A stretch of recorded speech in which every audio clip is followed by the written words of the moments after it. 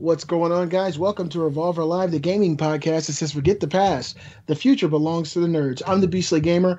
Today I'm joined by the coolest dudes in gaming, my Revolver co-hosts, starting with the host with the most, Wilson.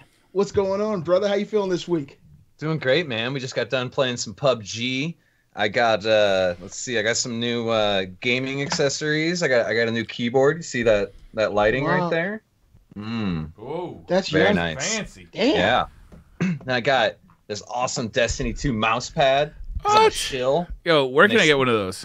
You gotta get paid by Bungie, man. It's exclusive. Dude, have you read my YouTube comments? Yeah. Just one question. Does it have to have dead games on there, or can it have good games as well? Make it have both. Never mind. Let me ask you. I'm looking for a new mouse pad, but I'd like something maybe Overwatch inspired, and I could use something with a nice firm wrist rest that maybe cradles my wrist in one spot. You got anything that could really cover me there? It's funny you ask because me and Sam were looking at Overwatch mouse pads earlier this week, and there's some pretty risky ones out there. There's one that's suiting the style that you need. There's one that's Tracer and Doggy style, Yeah, and her her ass ass. is the wrist pad. Yes. Oh, Beastly perfect. immediately It's not knows just what we're Tracer. talking about. There's other characters. There's ones with Reaper. He has like big pecs, big biceps that you could. Oh, You know? I can rest my wrist on Reaper's biceps. Yes. Very comfortable. Oh, I like that. Hmm. That's But very you know appealing. You don't want It's to a waste little your rough. money on those, Briar. You want the ones with the ass, man. Those are they offer the best support for your wrists. You won't even feel like you're playing a game. It really offers great cushion, especially when you're doing a lot of pushing. Yeah. Tracer's Like- ass is the way to go. Like it. Briar Rabbit, how are you doing this week? God damn it! You look Yo, like. what's going on, man? Are you going to introduce me, Beastly? I've been playing a lot of different stuff, actually. Destiny 2 Curse of Osiris came out this week. That's been a lot of fun. I know it's controversial to say the least, but, being the shill that I am, I'm definitely enjoying it. I've also been playing the Monster Hunter beta that we'll talk about a little bit later, and I'm dying to get back into Assassin's Creed, man. I am absolutely in love with that game. And we got back into PUBG today and won a chicken what dinner. happened? Got a little chicken dinner on the brand new desert map. I tell you, that game has come a long way since we started playing it.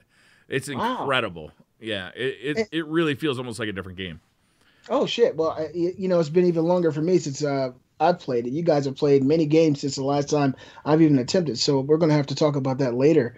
I'm excited to hear the news too. I saw the new level. It was all over the internet this week. Yeah. Gary motherfucking Diaz, how you feeling this week, my friend? Festive. It's December, and we're all about to have an old man visit our house and empty his sack. At least I know I am. So it's That's how what the I like to holidays spend a are Friday. all about. For the people who are watching the live feed or us on YouTube today, take a gander at Gary Diaz's magnificent sweater. It is very festive Christmas sweater that has M. Bison fighting Blanca, and we all know Blanca's about to get his ass kicked. That is one of the coolest sweaters I've ever seen. When you first came to the Appreciate it. pre-show, I wanted to get on you and say, what the hell is that? And then Wilson kind of hit me the game and said, Beastly, look, take a close look at what you're looking at. so I found it in the kids section at Macy's, so all sorted. Well, good. Well, you know what? For you, it'll double. You can give it to your son as soon as you get done taking it off. So something nice for the young one, because you Probably both a are bit about the small same for him, size. but yeah, we'll get there. Probably so.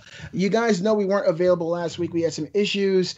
One of our co-hosts was sick. I had some real major internet issues, so we decided to stay away for a week, but we're back. God damn it, it's been a really tough time for me in my heart to be away from you guys this long, but I'm very, very excited to be back, to see all these beautiful faces, even you, Gary. And for the people joining us today for the first time, Revolver Live is a gaming podcast with 6 revolving topics. You can be a part of the show by submitting your topics for consideration or giving us a review at revolvergamescast@gmail.com. That's revolvergamescast@gmail.com. We go live every Sunday at 6 o'clock p.m. Eastern at twitch.tv/Briar Rabbit. The video is then shared on YouTube at Briar Rabbit's YouTube channel and my channel, Beastly Gamer. And if you're unable to see the live video or the the video on YouTube, check us out in podcast form on Podbean, iTunes, or your favorite podcast service provider. And if you're going to be on podcast, please leave us a review like so many have. And actually, Wilson's going to talk about that now. Yeah, man. I got 2 good ones here. First one's from Texas Magpie. It says, these 4 characters bring the common man's point of view to gaming podcast. Revolver Live is a hilarious joyride through the world of gaming with the banana splits and a smoke-filled van. Intelligent, witty, humorous commentary on video games and development and bags of phalluses. Great show. Never miss a live stream. Well done. Well done. Thank you. God, spoken so much truth. We got one more here from Vance883. Revolver is a great podcast that has a perfect balance between funny and informative conversation. Plus, I'm still amazed Beastly has a toaster that plays SNES games. We all are. We all are. Well done. You know we had to get it. Doubles as a harmonica. I picked that one on purpose so you had an excuse to bring that out. Yeah. It's always close. If you enjoy Revolver, just wait for the sequel. What we're going to do is we're going to do 5 questions instead of 6, and then we're going to charge you in a DLC for the 6th one. It's a great idea. I've never seen it done in the sequel before. But Jesus. And then the next week, we're going to charge you again, but we're just going to give you the exact same content. It's going to be basically the same show. We're just going to talk about the same stuff over again. Previous questions, we have to do it. No, you'll have to call PSN to get your refund. Working well. And the hits keep coming. Oh my goodness. All right, so Gary Diaz, we got some pretty exciting news today. Well, for the people watching and listening, at least they'll be able to join in on our joy and excitement of what's about to happen. But before we do that, would you like to give a word to our sponsors? I will. We once more are absolutely flabbergasted and astonished. Honoured is the word to be sponsored by the great, the mighty bagofdicks.com. Bagofdicks.com kindly offered to go in with us to give us 20% off for our listeners using the code Revolver Live. I'd like to take you on a little journey of what Bag of Dicks means to me, and I hope it means just as much to you guys. There are times in your life when sometimes you want to give that special someone the perfect gift, a gift so precious and majestic that mere flowers, perfume or aftershaves won't cut it. No, for times like these, there's only one gift that will show them the caliber of your persons and your true intentions, and that, ladies and gentlemen, is a small jewellery box filled with a variety of coloured male genitals. Bagadix.com offers an anonymous mail order service where you, yes you, can send anyone you so desire some purple-headed yogurt slingers. They have a smorgasbord of products to suit each and every one of your specific pork sword needs, including the brand new Boxo Singing Dicks, my personal favourite. Revolver are pleased to announce our sponsorship, and as of next week, or this week in fact, we're offering you, our perverted and debauched listeners, the exclusive and ludicrous promotion of 20% off your order from bagofdicks.com using the code RevolverLive. I can't guarantee that the recipient of your Giggle Stick Love package will offer you the sexual favours that you so desire, but let's be honest, it probably can't hurt your chances that much either. It won't hurt. If you're convinced about the perfect marriage of penis and confectionery, then head straight to bagofdicks.com and remember your Revolver Live promo code for that sweet discount on your order of bologna ponies. Thank you for listening. Yo, I feel like Bag of Dicks. A Bag of Dicks would be like the perfect first date kind of gift, right? Oh, yeah. You know, instead of bringing flowers to the girl's door or the boy, you know, whatever, you bring a bag of dicks, right? And when you hand over that bag of dicks, it's a nice, nice gesture. Hey, like a first date gift, right? You hand over that bag of dicks and you instantly know if this person is compatible. Because if you're the kind of dude who would give somebody a bag of dicks, you want to be going out with the kind of gal that would like to get a bag of dicks. Yes. You know what I'm saying? That's a good point. Like it's instant icebreaker. I'm gonna take one from my trials of Osiris tips here. Bag of dicks sets the tone. If you bring the bag of dicks and she's down, that sets the tone. You know that's gonna be a relationship that lasts. Sets the tone. Yep, just like the first round. Of Bag of Dicks, actually, we got some Bag of Dicks in the mail this week. Me and Beastly both did, and I gotta say, I was really impressed. It comes in this packaging that says BOD luxury gifts, which I thought was hilarious, like right from the get go. So we're gonna open these things and take a look at them. We have a live unboxing. A live for our audio unboxing, so a listeners. very nice kind of jewelry case, it seems. Yeah, very quality. Yeah. Yeah, I mean, what kind of girl or guy wouldn't like something like that, Brian? Okay, so you open it. This is great. You open it, and you're presented with a bag of dicks. And it says, press here.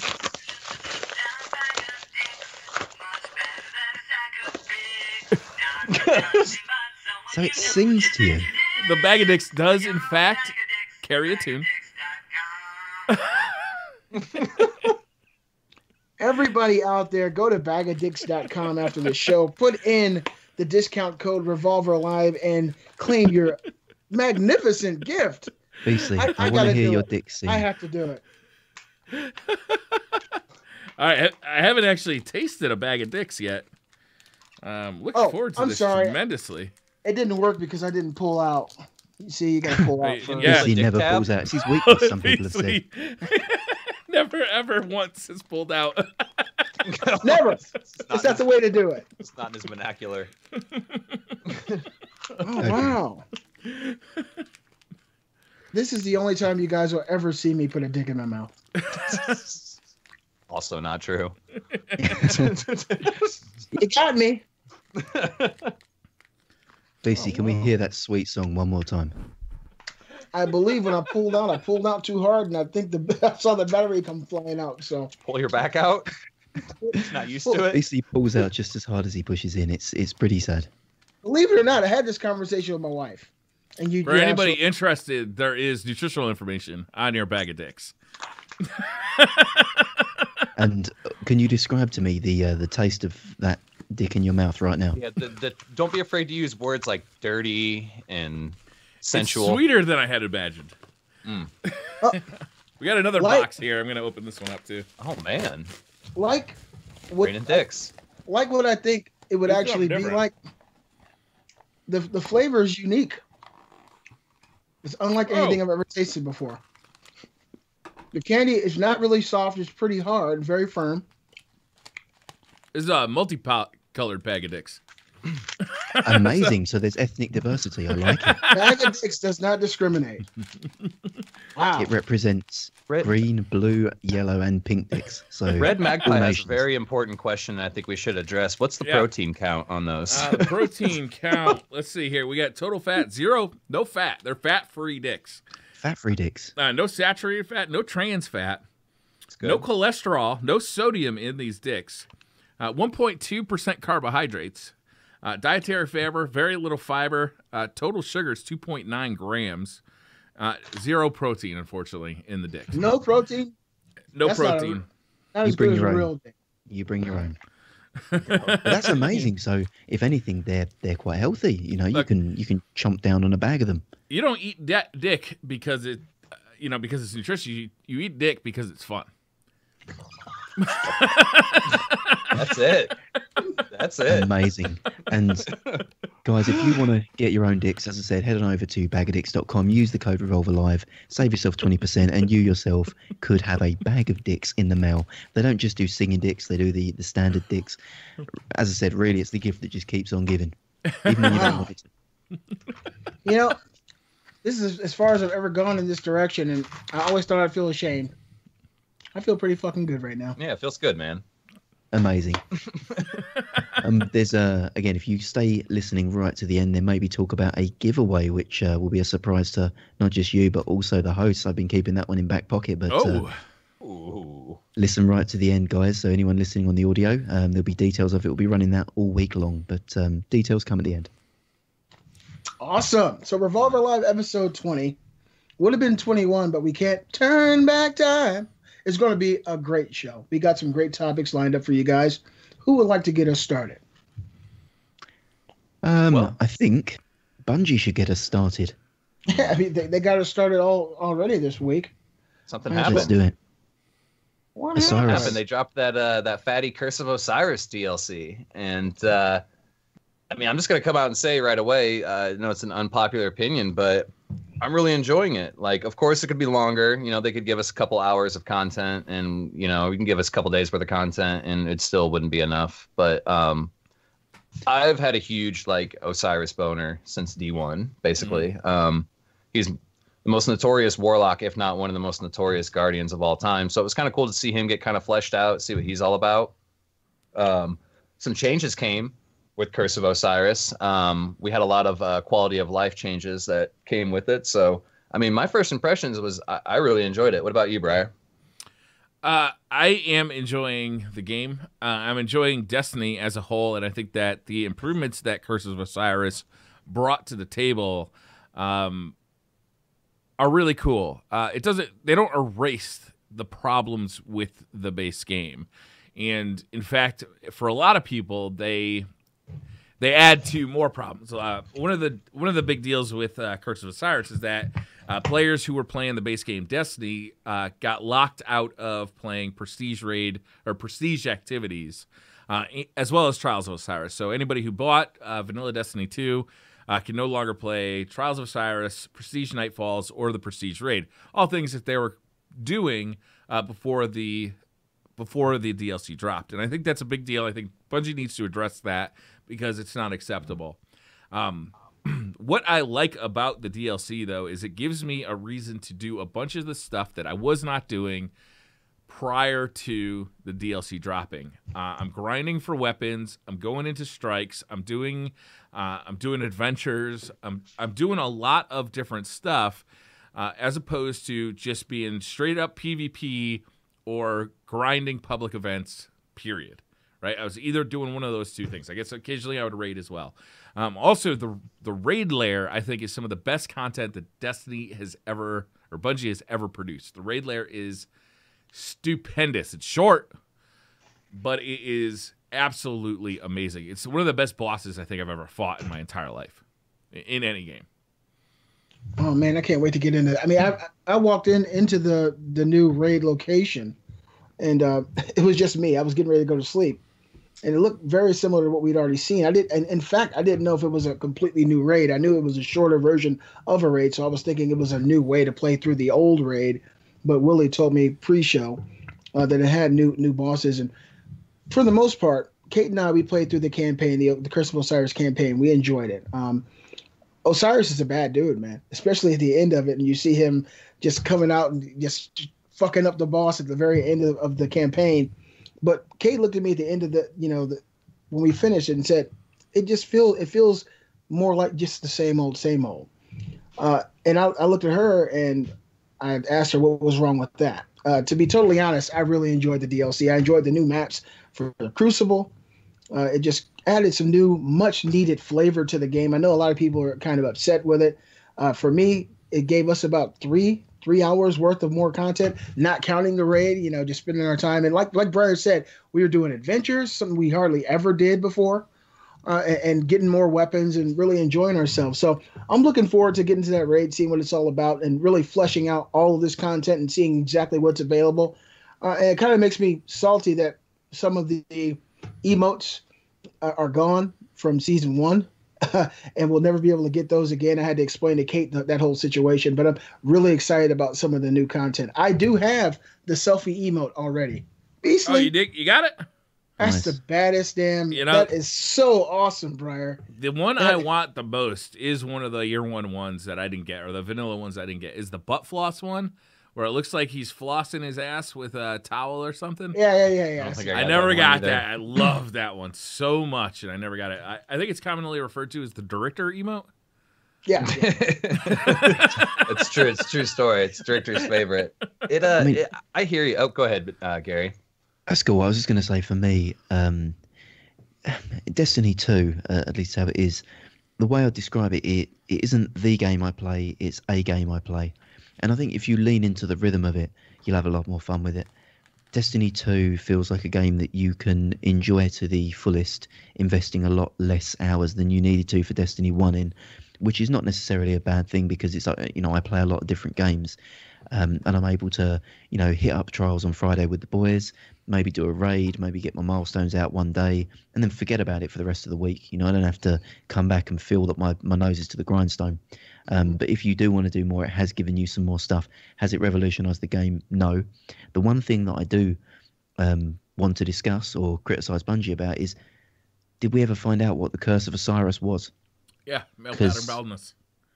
I think, Briar, you got into that. I think you've figured out that the Curse of Osiris and all Guardians is premature hair loss. The light, it's a side effect of the light. It's I heard if you play with your light too much. Beastly had an afro 3 months ago, and then he started playing Destiny 2. Look at him now.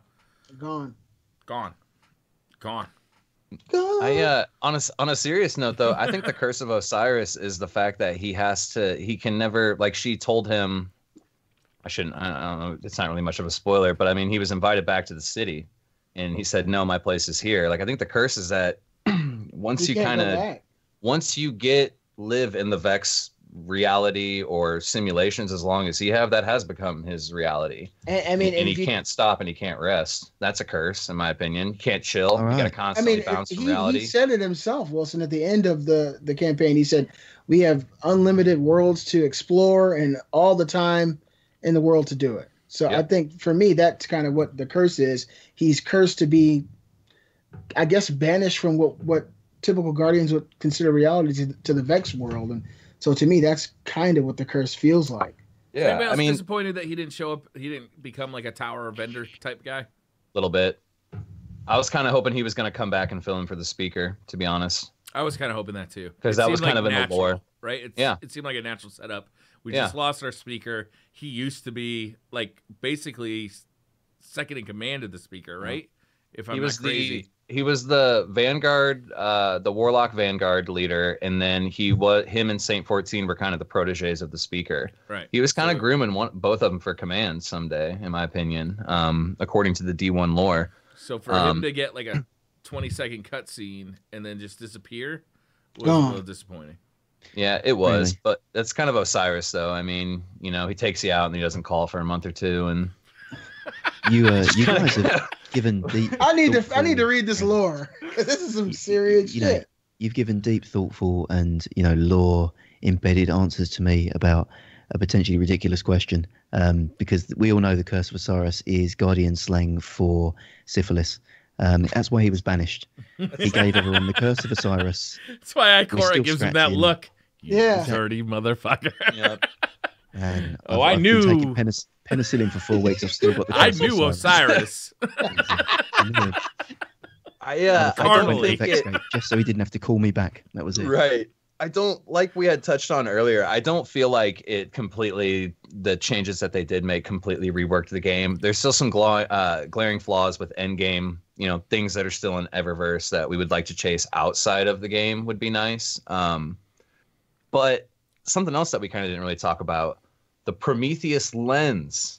Oh, the most OP weapon in Destiny history. Move aside Vex Mythoclast. Move aside, well, maybe not Gallahorn. It's pretty ridiculous. But it's pretty damn ridiculous. Move aside Hawkmoon. Move aside everything, because Prometheus Lens is here with a 0.3 second time to kill if you tap the trigger on your enemies.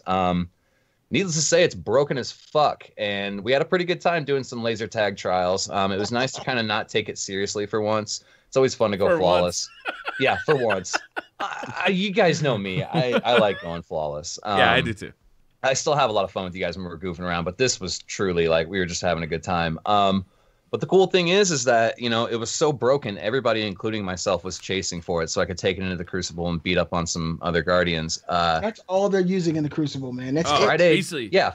I played Curse of Osiris, or I played Trials for probably 4 to 5 hours on Friday straight. I probably saw 3 to 4 Guardians who weren't using it. Like it was, I assumed that they were just like they were switching their inventory up and made a mistake and got locked out. Like that's my assumption, because there's no other conceivable reason not to be using it. Yeah, I mean, it looks like some futuristic Star Wars episode whenever you're in the Crucible now. All you see is lasers everywhere. Everywhere. I mean, it's a fun weapon to use. I just feel like maybe they gave it to everybody. I mean, if you go to Zerg, you can just buy it day one, and everybody has the most OP weapon in the game. It kind of throws that whole thing of balance on its ear, if you ask me, because now everybody has the Prometheus lens. Yeah. I'm happy I got one. All right. Gary, do you have any thoughts on the Prometheus lens? You look very depressed. Do you not have one? Did you not see Zerg? I've got one. It took away my precious hand cannons, and I was salty about it for pretty much the whole 4 hours. I knew something was wrong. He literally was. All he did was talk about how much he wanted to be playing with a hand cannon. You see how sad he was? I mean, I knew something was up. Well, Gary, I mean, it's all well and good. I mean, it's fun to do for a weekend, but I play Destiny for the hand cannon fantasy. I want to be a space cowboy. I want to jump around. I want to 4-tap people. That's what I want to do.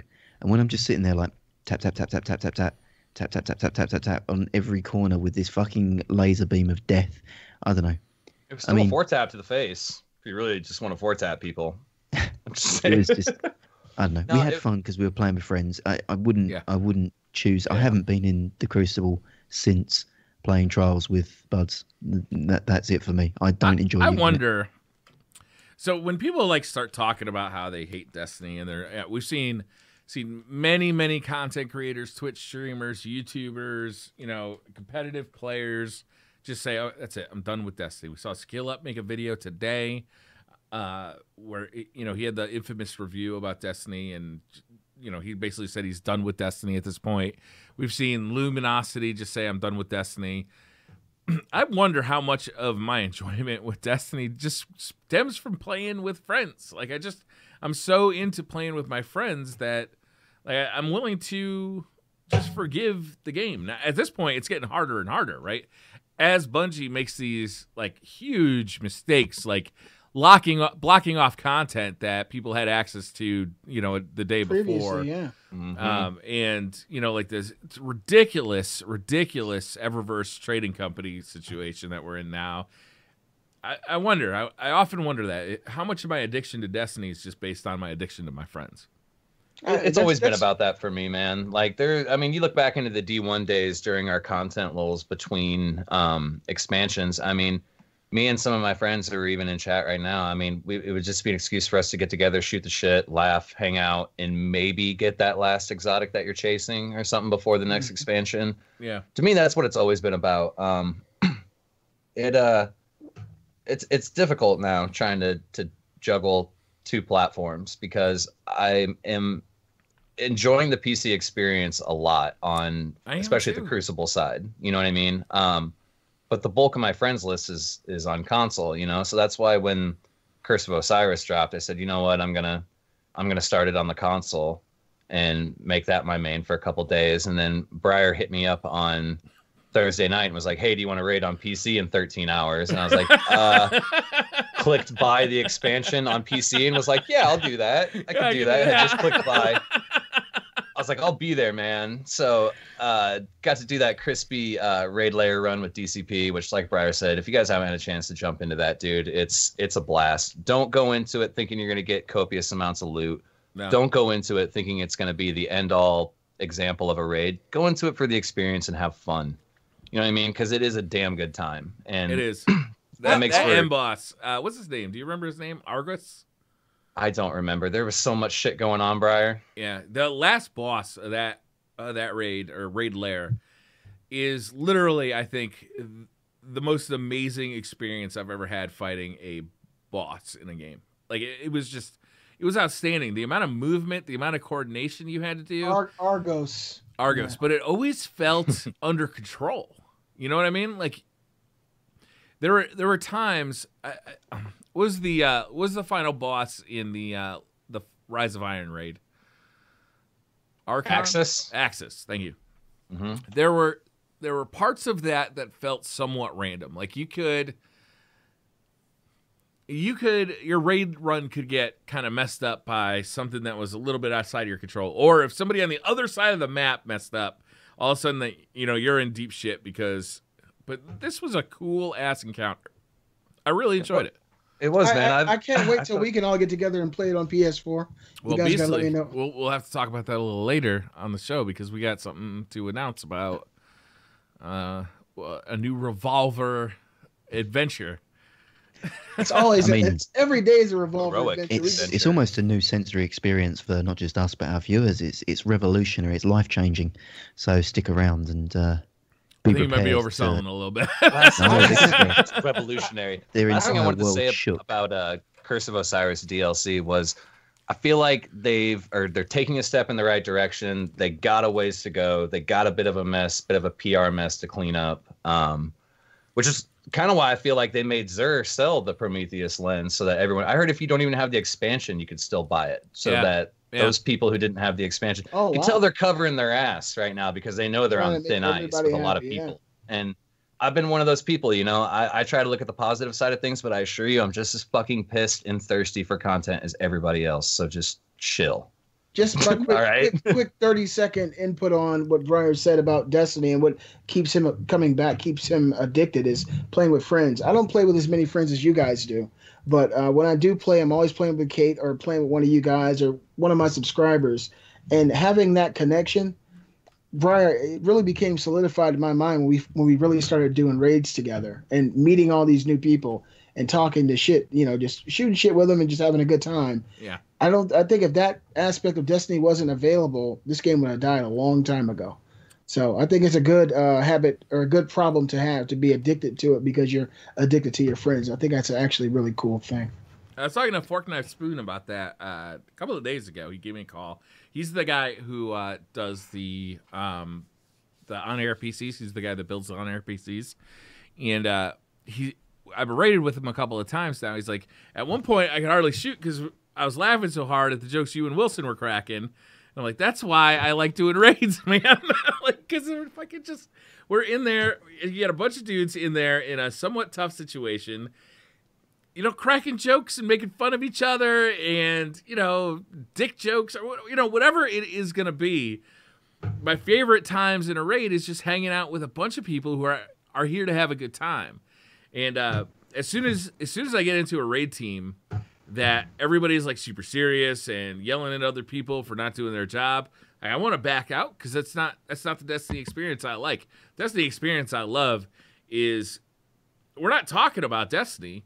We're talking about, you know, who knows what. We're talking about, you know, chili cones or some shit. The Louisiana Purchase. Yeah, the Louisiana Purchase. Yeah, it's always a good time, man. The banter is always what makes it for me. And then, you know, you get through, and hey, if you get some loot, you get some loot. You know what I mean? It's not the destination, it's the journey, man. Yeah.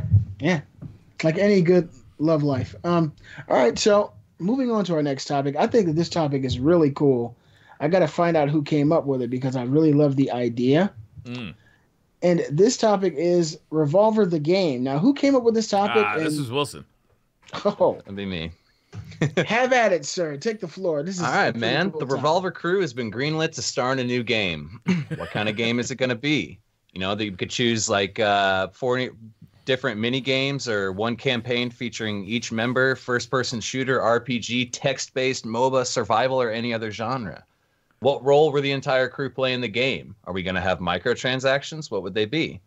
We can also get some suggestions from you, chat. That'd be awesome. So if you guys got anything in chat, definitely shout it out to us. I want to watch chat. I got an example here, just to kind of get you in the zone here. So we've got a 4-player side-scrolling beat-em-up similar to TMNT on the NES or SNES. It's going to be 8-bit and 16-bit, where each of us would have a special power-up move unique to us. The story premises is Beastly's coveted Yobo was stolen by the evil corporation of Sony for reverse engineering, and the crew must fight their way through levels of bosses to get back and save Beastly's treasured Yobo. Yes, I like it. That sounds amazing. So it's a side-scrolling beat 'em up. Mm-hmm. Okay, so what are like our special powers in this situation? Well, that's what we get to decide. Like, okay, all right. Yeah, I feel like Gary's would be something like PC Master Race related, where funny enough, he's got mice like nunchucks that he swings around. It's pretty good. In this game, actually, if you select me as a playable character, because we're actually going to save BC's Yobo, it's a surprise quick ending, and I just don't bother getting up. I just stay on the character select screen and say, fuck it, let him have it. Plot twist, Gary was in on it. Yeah, Gary isn't one of us. He's the final boss. He's the guy who stole. No, he's not even the final boss. He's the guy whispering into the final boss's ear. Mm-hmm. Plot twist. There's a major plot twist in the game. We all think it was Gary who is the boss, but in fact, he wasn't the boss. He's like the mid-boss. Yep. The real boss the real boss comes like in I guess part 5 of the game when his son grows up and takes the helm, becomes the true leader of the PC master race. I had kind of a similar idea, Wilson. It wasn't like Streets of Rage or anything, but it was a traditional beat up fighting game like Mortal Kombat or Street Fighter. Oh, okay. Because to me, I think all our viewers would love to see us get into a room and beat the shit out of each other. I think that would. What the? I just for some reason I would like to see that. Sadistic ass viewers do we have? PC shit. So, in this game, is this the viewers or is this you, Beastly? You just want to beat the shit out of the rest of the cast. I'll settle for Gary. Just give me Gary. No, but no. I was thinking of a fighting game, and of course, I can't think of right off the top a huge story, but I know what our moves would be and our character designs would be. Of course, each of us would have an assistant character. Briar, it might be one of the characters from PUBG to come in and snipe someone, or maybe Geralt could come in behind you and do one of his spells, right? And Briar, of course, you would have whichever of, because now Destiny 2 is out. What's your favorite weapon in Destiny? I really like the minuet. The minuet. Yeah. That would be your main weapon. You'd run up on people, shoot them, beat the hell out of them. Of course, you'd have an epic super move where you pull out a ghost. The ghost would go over to the character and, of course, destroy them. However, a ghost would. For me, go ahead. I said I like it. Gary, he would come out with a keyboard and he would just beat the shit out of you with a keyboard. And he'd run over to his flying everywhere. Yeah, it would be, of course, it would have to be at least 60 frames, and he would like. It would be a membrane keyboard though, because he would never sully himself by ruining a mechanical keyboard. I gotta take one from chat. His special move would be he would be in 60 frames while everybody else is in 30.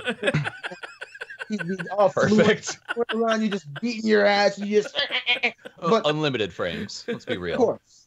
Yeah. And Gary, his super move would take you out of that game, and you'd be in like a Tron type of environment where you're like 5 frames, and then he'd come above you with like 120 frames and look at you and just stomp you and shit. Wilson would just be the stoner. I could just see him now. His cap to the side, come out there, he pull out a fucking big ass blunt and just beat you over the head with it. His super move would be you disappear inside of a water bong and start drowning. No, I have a smoke that makes me disappear. I disappear in a cloud of smoke. And smoke I appear bomb. On the other side of the screen. Like a smoke bomb. A smoke bomb, and the person he's fighting to get high off of it. I've got Bic lighter projectiles where I just throw Bic lighters at everyone. And for me, I guess for me, one of my assistant characters would probably be one of the Last of Us characters, or maybe someone from Uncharted. But I know what I would really like my assistants to do. Either a squirrel would come in from behind and jump on one of you guys and maul you in the face, and then it would quickly come and jump down my throat, or a super move where I open up a Yobo and then all of a sudden I'm playing it and Gary's on the screen.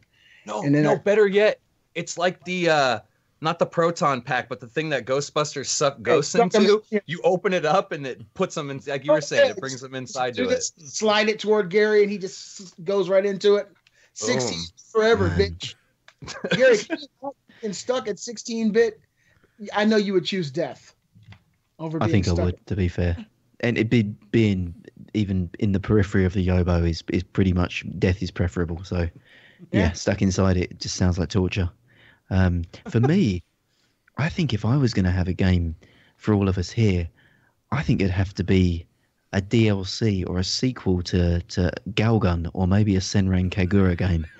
So for me, I feel like we could do it. We could do a Kagura game, like it's like a Dynasty Warriors kind of like beat 'em up, and then the more aggressive we are, the more of our clothes fly off. Until we're just in our skimpy man thongs, just dashing the competition. I think people would pay good money to see that. Briefs kind of guy, boxers and briefs. No. You're wearing a man thong. All right. It's my game. That's banana hammock. Can I wear a banana hammock? Yeah, so, I think it would all. That for me would definitely be one of the games there. Or again, we have a Galgun kind of game, but. In fact, I don't think we should be the character that you play as. I think you should be taking photos of our panties. So different levels, and you've got various variants of the cast. You've got, got Sailor Beastly. You've got Pirate Beastly. You've got, Apache Indian Beastly. You've got, policemen. But basically the village people of Beastly across the way. And you have to take various snaps of them. Nobody wants to take pictures of hairy man cracks, okay, man? I beg to differ. I bet our chat wants to take pictures of hairy man cracks. Look at Briar. Our chat would be down. Are you kink shaming right now, Beastly? Is that what you're doing? That's true. I just want to, it's not just Briar in a thong, Mujo. I want to see all of my cast members. I want to see everyone in chat in a thong, unless you're female. I'm not into that shit. Don't play that way.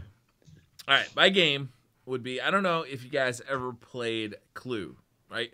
So my game would be kind of like a Clue situation where we're all essentially kind of on the same team, except for one of us at random. So it's a 4-player game, 4-player co-op game, where we got to figure out who killed, I don't know, let's say King Arthur. One of us killed King Arthur, and the rest of us got to figure out which one of the 4 of us is the murderer, right? So it'd constantly be infighting and suspicion and so at the beginning of the game, you know if you are the guilty party, and you have to lie your way out of it. Yes. Werewolves Within, right? Isn't that? I was about to say, Brian. That's Werewolves Within. Yeah. So it'd be something like that, but starring the cast of the Beastly, and there'd be a lot more dicks. It'd be some sort of dick motive. There's. I was telling these guys that there should be never a conversation that we're having that should not be public knowledge, because the shit that we talk about in private chat on Twitter, it's funnier than I think the show. Revolver X Races. That's the uncut version. It really is. So we're constantly making fun of each other. We're constantly, we're constantly ribbing each other. I think it would just be a perfect situation to put, a 4-player co-op game where we have to figure out who is the odd man out every time, and it's a different person every time. I think that'd be a lot of fun. Hell yeah! And speaking dope. of that, I think we got to play Werewolves Within one day, Briar. I think it'd be one of the funniest videos of all time. Wilson is actually buying VR, I think, not imminently, but soon. So I think that'd be the perfect time. It'd be a great Revolver plays. Yes, it would. It would be so fun, man. Uncrasomatic's got a great suggestion there, a Revolver dating sim. I know you guys haven't played Doki Doki, but to me, we could be the 4 members of the Doki Doki Literature Club. So effectively, you are getting to know us all and deciding which of the 4 of us you want to date and woo. You can ask questions. If you think that game goes to dark places, you just wait till you start dating one of us. There you go. You need some it. Psychological horror. Just go on a date with one of us. You're in trouble as soon as one of us brings a bag of dicks on the first date. Exactly. I mean, talking about that, you mentioned that earlier, that you should bring it out to see if the person wants a bag of dicks. If you're not the type of person that wants to give a bag of dicks to someone, buy one anyway, right? Because the way I see it, you can give it to them. If they're repulsed, you can go, great, you've passed the test, I can date you. So either way, use Revolver Live, go and buy a bag of dicks, and you're covered. So you could send them anonymously. You could send them anonymously, so you could send it, be there for the reaction, and see how they receive such a wonderful gift. And if you see them out in public, they're eating candy, ask, can you have a piece? Yeah. See what they're eating. Sure. They reach in their pocket and pull out a multicolored dick. That's your kind of day. You can either start a really good conversation with the stranger while you're waiting in line with something candy, and you pull out the bag of Dick's candy. I want to see what that would even look like. Let me pull out this bag. I'm sitting there and I got some candy. You want some candy? Yeah. Bagadicks.com. You'll either make a friend or you'll shoo away somebody who's being annoying. Either way, you win. Yeah, I think whenever you sit down with someone on public transport, you have to be carrying a bag of dicks now. It's part of your, as a viewer of the show or a listener of the show, it's something we expect from you. So I'm down. I think we've got some great games there for Revolver. I mean, I think you guys knocked it out. If any of them get made, I'd play them for sure. Especially the dating sim. I'd love to find out if I'd date any of you. I'd probably date myself, I'm going to be honest. But I would imagine it'd be nice to It'd be nice to reject the rest of you. It'd be fantastic. I think I'd have a hard time deciding. I think I would, yeah. I think we kind of already decided this. I think Briar's the only one we'd ever want to be with. It's true. I don't know though. Me and Briar had a bit of our first disagreement. A tiff? Yeah. Remember the Arby's roast beef? Oh man. And you hate Arby's. I said I love it, and I was like, I don't know if I can marry you anymore. And you said you read my thoughts exactly. Shit. Listen, Arby's is. Don't do it, Briar. You're gonna lose another friend. Right. We don't have Arby's in the UK, so you're safe over there. Well, imagine, Gary, let me paint you a picture here. Imagine a roast beef sandwich. I am. That's been cooked fresh and prepared beautifully.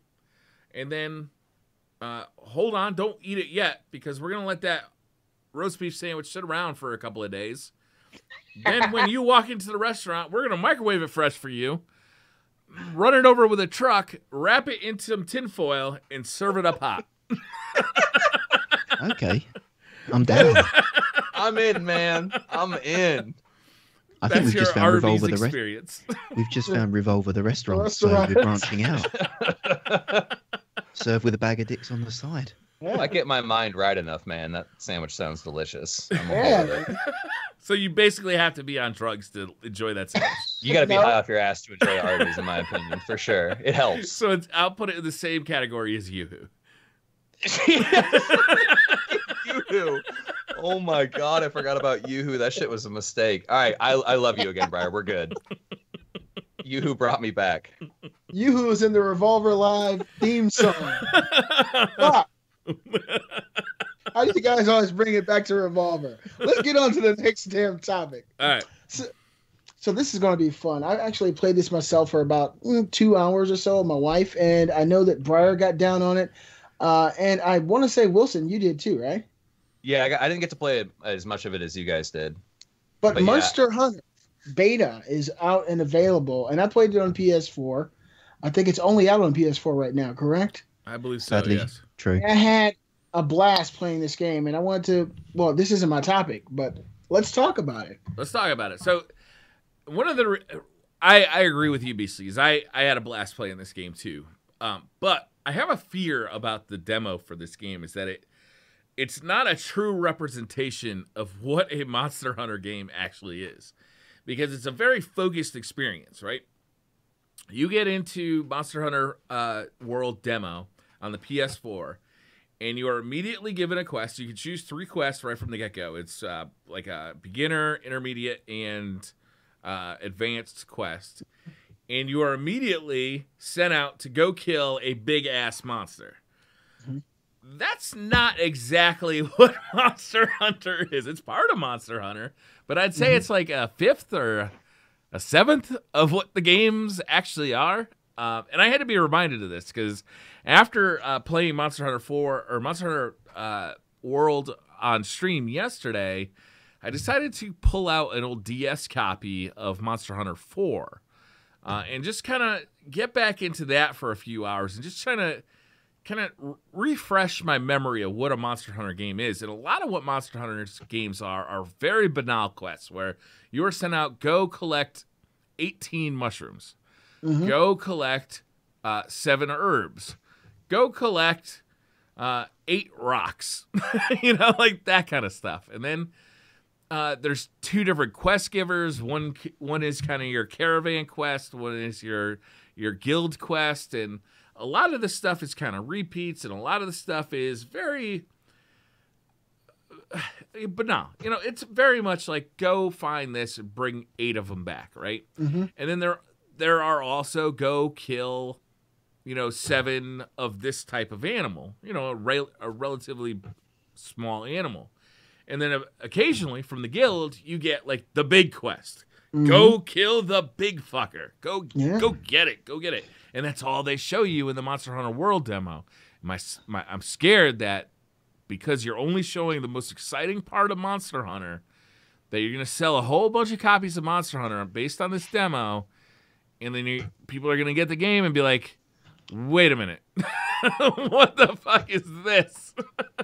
Well, I see it I understand where you're coming from, and as a person who's been playing Monster Hunter since the PSP, I do understand that there's a lot of tedious activities that go with the game.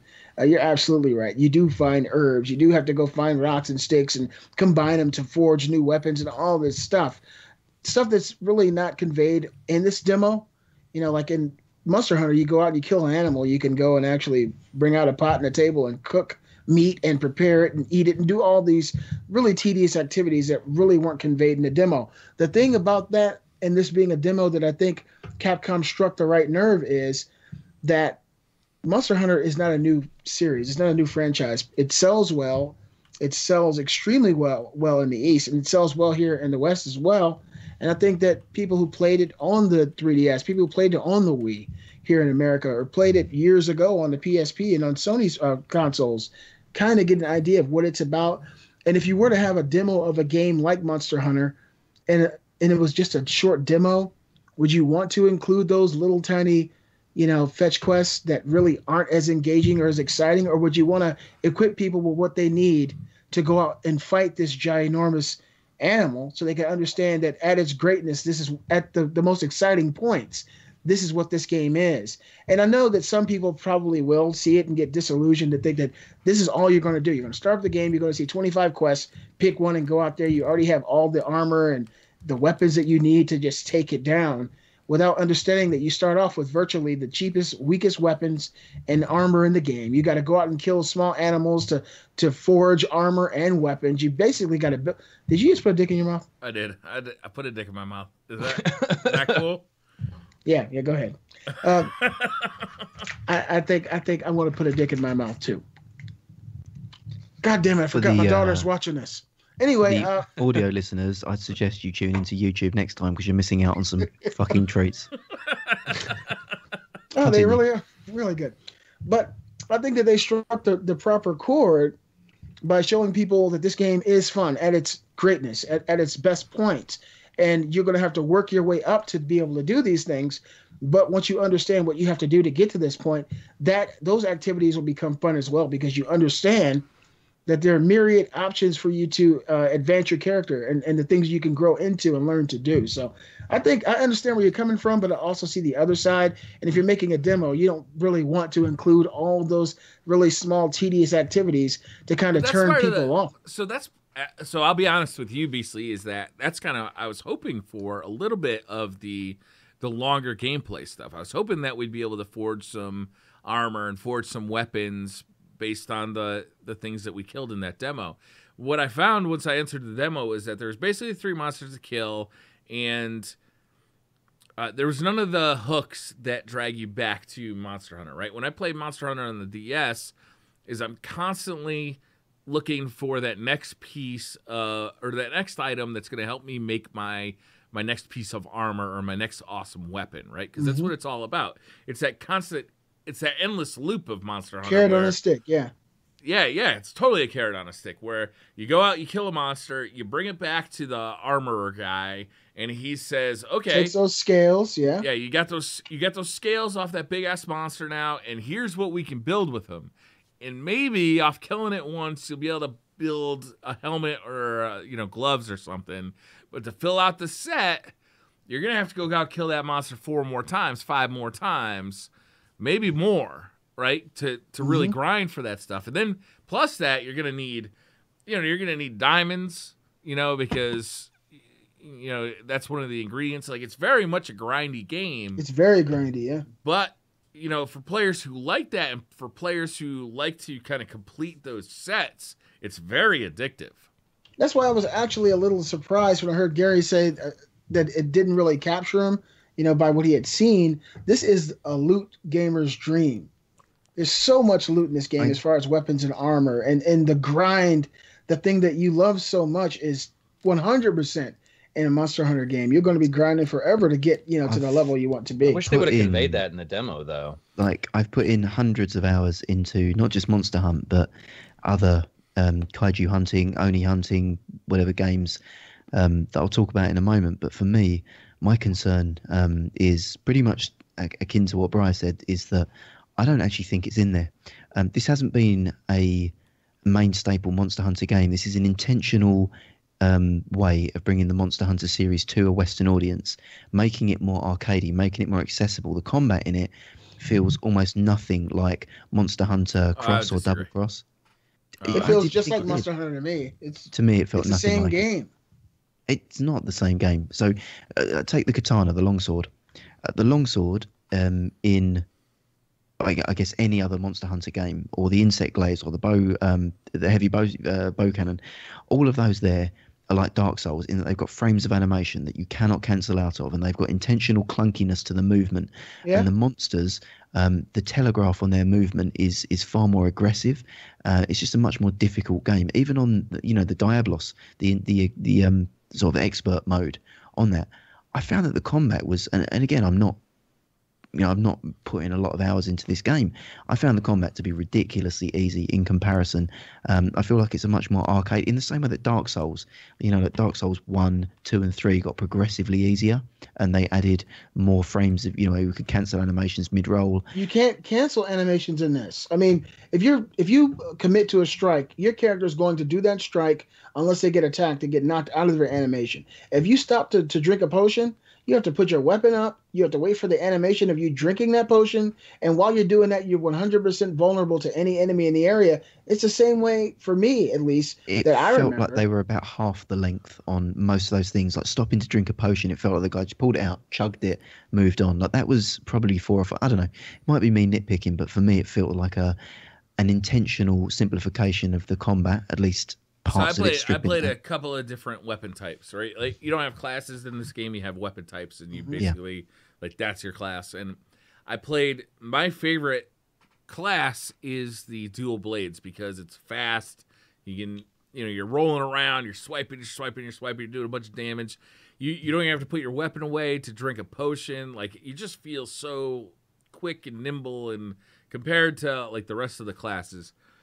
Other classes, like the bow, or the bow and arrow, or like the long sword, it feels much more like Dark Souls, where you really, it's super deliberate. You have to wait for your animation to be to go through before you can dodge. You'll often realize that hitting that Y button was a huge mistake, because you're about to get eaten by this monster. This is exactly what happened to me. Yeah, I don't know, man. I literally went right off of this game, ate some lunch, and started playing Monster Hunter 4 on the DS, and it was like, oh yeah, the combat feels the same, it just looks way better on the PS4. The world feels the same, except you don't have the loading screens on the PS4.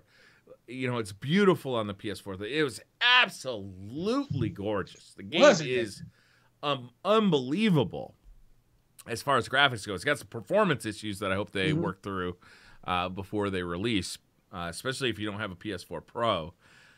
But it's not a representative. You know what? Actually, being a Destiny player, it's almost like the opposite of Destiny's demo, where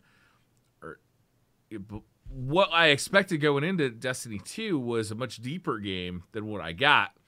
But if you were to play this demo, my suspicion is that what you're going to go into playing for Monster Hunter 4 is a much lighter game than what you're going to actually get with Monster Hunter 4, because you're not presented with the quest system at all. You're not presented with making meals for yourself. You're not presented with your calico customization, your weapon customization, your armor customization, the way you can upgrade armor, or you can just craft armor. It's an incredibly deep set of things you can do.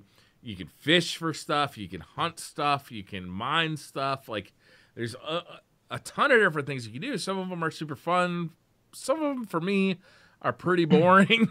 Some of it really feels like you're going out just looking for a specific type of mushroom that's like a 1 in 20 drop out of mushrooms. Yeah. The old excite rooms. See, that's the kind of experience that, when I jumped in, I had never played one before this. Seen a lot of videos, done a lot of research, thought I knew what the demo was going to be like, and I love that walking through, you have an objective, you're going towards it, and you see something else on your way there, and you get sidetracked. Then you get back on track. Halfway there again, once again, you get sidetracked. You see a cave, you see all this exploratory stuff where you're finding all these crafting materials. And then once you get all those materials and stuff, like that's one of my favorite parts about it is the getting all that useless junk and finding out what it's good for. I love the crafting system. I wish I would have been able to like make new sets of armor and not seen all the sets of weapons and armor that were available to me right off the bat. I was expecting a Dark Souls type combat. I'm not the biggest fan of it. I kind of hate it when you can't cancel a move. I hate it when you're clunky and you go to drink a potion or something. You have to wait for that animation. In real life, I could pick my soda up, start to take a drink, and stop, no problem. You know what I mean? Like it's not. But you can't continue your fight and come back to your soda. That's photos. I can stick my thumb right over the top of this, do a ninja roll, and be out of the way. You want me to? I see? always want to know yes, the I name do. of it. Yes, I absolutely do want to see. Well, we're gonna leave some for next episode, maybe next time. But but like that should just, I don't know. It gets really annoying to me when, or if you accidentally make a mistake and hit the wrong button, then you got to sit there and wait for your guy to do whatever he's got to do. Meanwhile, you're getting clobbered by an enemy. I guess what I was expecting something a little different. I was expecting more fast-paced combat. Can I make a suggestion? Before that demo ends, try the dual blades out. Did you try the dual blades? Man. Well, that's what I was just gonna say. I was tuning into your stream, and I was right when you were using those dual blades, and I saw you just wrecking the shit out of that boss. And that's the kind of movement that I wanted. Like, I get it. It's cool. There's slow movement. There's stuff that weighs you down. I can't swing a sword 3 times bigger than me at the speed of light. I get it. Yeah. You know, like it makes sense. Each weapon loadout has its pros and its cons. You know, those very slow weapons, they're going to have so much more damage, hit points. The dual blades, they do less damage, but of course it makes you more nimble. You can do a lot of rolling out of the way. You don't have to worry as much about drinking your potions. It all depends on your style of play. And I think that's a game like this. Once you learn it, I think most people would really enjoy it because you really can tailor it to your particular play style. And of course, games like this aren't going to suit everyone's taste, to be totally honest. Everybody doesn't like Dark Souls. Everybody doesn't like, these type of uber hard experiences, Neo and the like. But I think that one thing about Monster Hunter that's going to make it better, which it has been, I guess, since the PSP, that you can play together with people. And so 4 people playing it, another dick goes in Briar's mouth. So this game has 4-player co-op, and I think that actually, kind of like Destiny, playing this type of game with friends, learning how deep the game actually is, doing little activities together, going fishing, taking out huge bosses, and just learning new techniques. I think that this game has what I would consider long legs, because once people get into it and really figure out their particular play style, you're going to want to stay in that game and get better loot and better weapons till you're at the top of the pyramid. I think it's going to be a lot of fun. I think it comes down to what the game looks like at G rank. Because, again, my judgments of it are from a demo. It could be completely off the mark. Briar's concerns, obviously, again, from a demo, could be completely off the mark. It could be simplified there. The Monster Hunter games, as all of us know who've played them, you've got obviously the standard ranks, the H ranks, which is when you start not getting like all the gear given to you at the start of a hunt and you have to start preparing for a hunt. But then once you've passed the H ranks and moved into the G ranks, when you've kind of faced the monsters with their full suite of abilities, like you've kind of learnt the basics of their movements, and now they've got lightning charge powers, ground rippling, other things that I think make the game more dynamic. I think the long life of this game will be the G rank punishing difficulty, where you need the 4 people and you're carting 3 times and being pushed out. The stuff that I saw in the demo, I think it will be big on Twitch for a week and it will die. I think if the G rank has sustainability and difficulty, and the DLC packs like they did for Ultimate and Try continue to come, and they keep bringing new suites of monsters, then yeah, I think it's got a long life in it. I agree with you there, Gary. Agreed. It's gotta be super difficult, and there's gotta be like super gameplay hooks. Like that's what I like about the combat too, is that there's depth there. Is like you can master the dual blades, and then move on to the the heavy, or what's that gun called? It's the lance gun. Yeah, the big one. Yeah, like, and then it's a completely different gameplay. Like it's completely different. Right, and like there's a ton of depth there. if it's got half the depth of a Monster Hunter that we know, I think this game is going to be huge, to be honest with you, because I think a lot of people are going to... Go ahead. I was going to say, the fact you can play with friends makes me want to give it a better shot. Something challenging with friends, too. It's like, this game gets this hard. is tough. Well, you could also go after a specific monster and pick your Monster Hunter's armor accordingly, like throughout your group. So you could have the one guy with the lance gun, and somebody else with the long sword, and Briar in there with the dual blades. And see, that's my kind of thing, man. I mean, you guys play games with me, you know that I'm not always the sit back and patient kind of guy. So I like to kind of run in there, get in there. When I have to think too much about what I'm doing, I tend to make mistakes. I think I'll also be interested to see how this works on a console, because we've had them on the Wii and the Wii U, and they weren't very popular. The portable variants of both Tri and 3 Ultimate were much more popular than their consoles, and the reason being, I guess, for this is partly because of the fact that they're big in Asia, and Asia is a handheld market. But that type of game where you're killing the same monster 7 times and you're farming, vegetables and herbs and whatever else there. That sort of thing is the type of thing that you do on a commute, or you kick back on the sofa and you just play and you grind. So it'll be interesting to see if that translates well to sitting in front of a TV and having to, spend 6-7 hours trying to get this gear set together. It may well do. It did for Destiny, so might do for this. But I think we'll see. The console crowd especially is kind of set and ready for this kind of experience at this point. I think that Destiny has set the table, actually. Yep. I think a lot of the people in the Destiny community who are really hardcore on the PvE side are looking at this game and going, this feels like the next step for my fire team, right? Yeah. It's like I want to get into I liked going for the loot, and I liked having challenging experiences with my fire team. No, there's not going to be raids in this game. There's not going to be like that kind of thing. But I get to play with the same guys on my PlayStation or on my Xbox or later on the PC. I'm actually really looking forward to the PC version of this if I'm still playing it at that point. Also, this is a buy for you, Brian. Oh, yeah, totally. Absolutely. The only reason I didn't put more time into the DS versions of this game was because it was on the DS, and I my hands are just not suited to like a wafer thin controller. Like, one of my biggest problems with the DS is I have to support it with my pinkies, and on the DS, my knuckle on my pinky constantly turns that fucking thing off.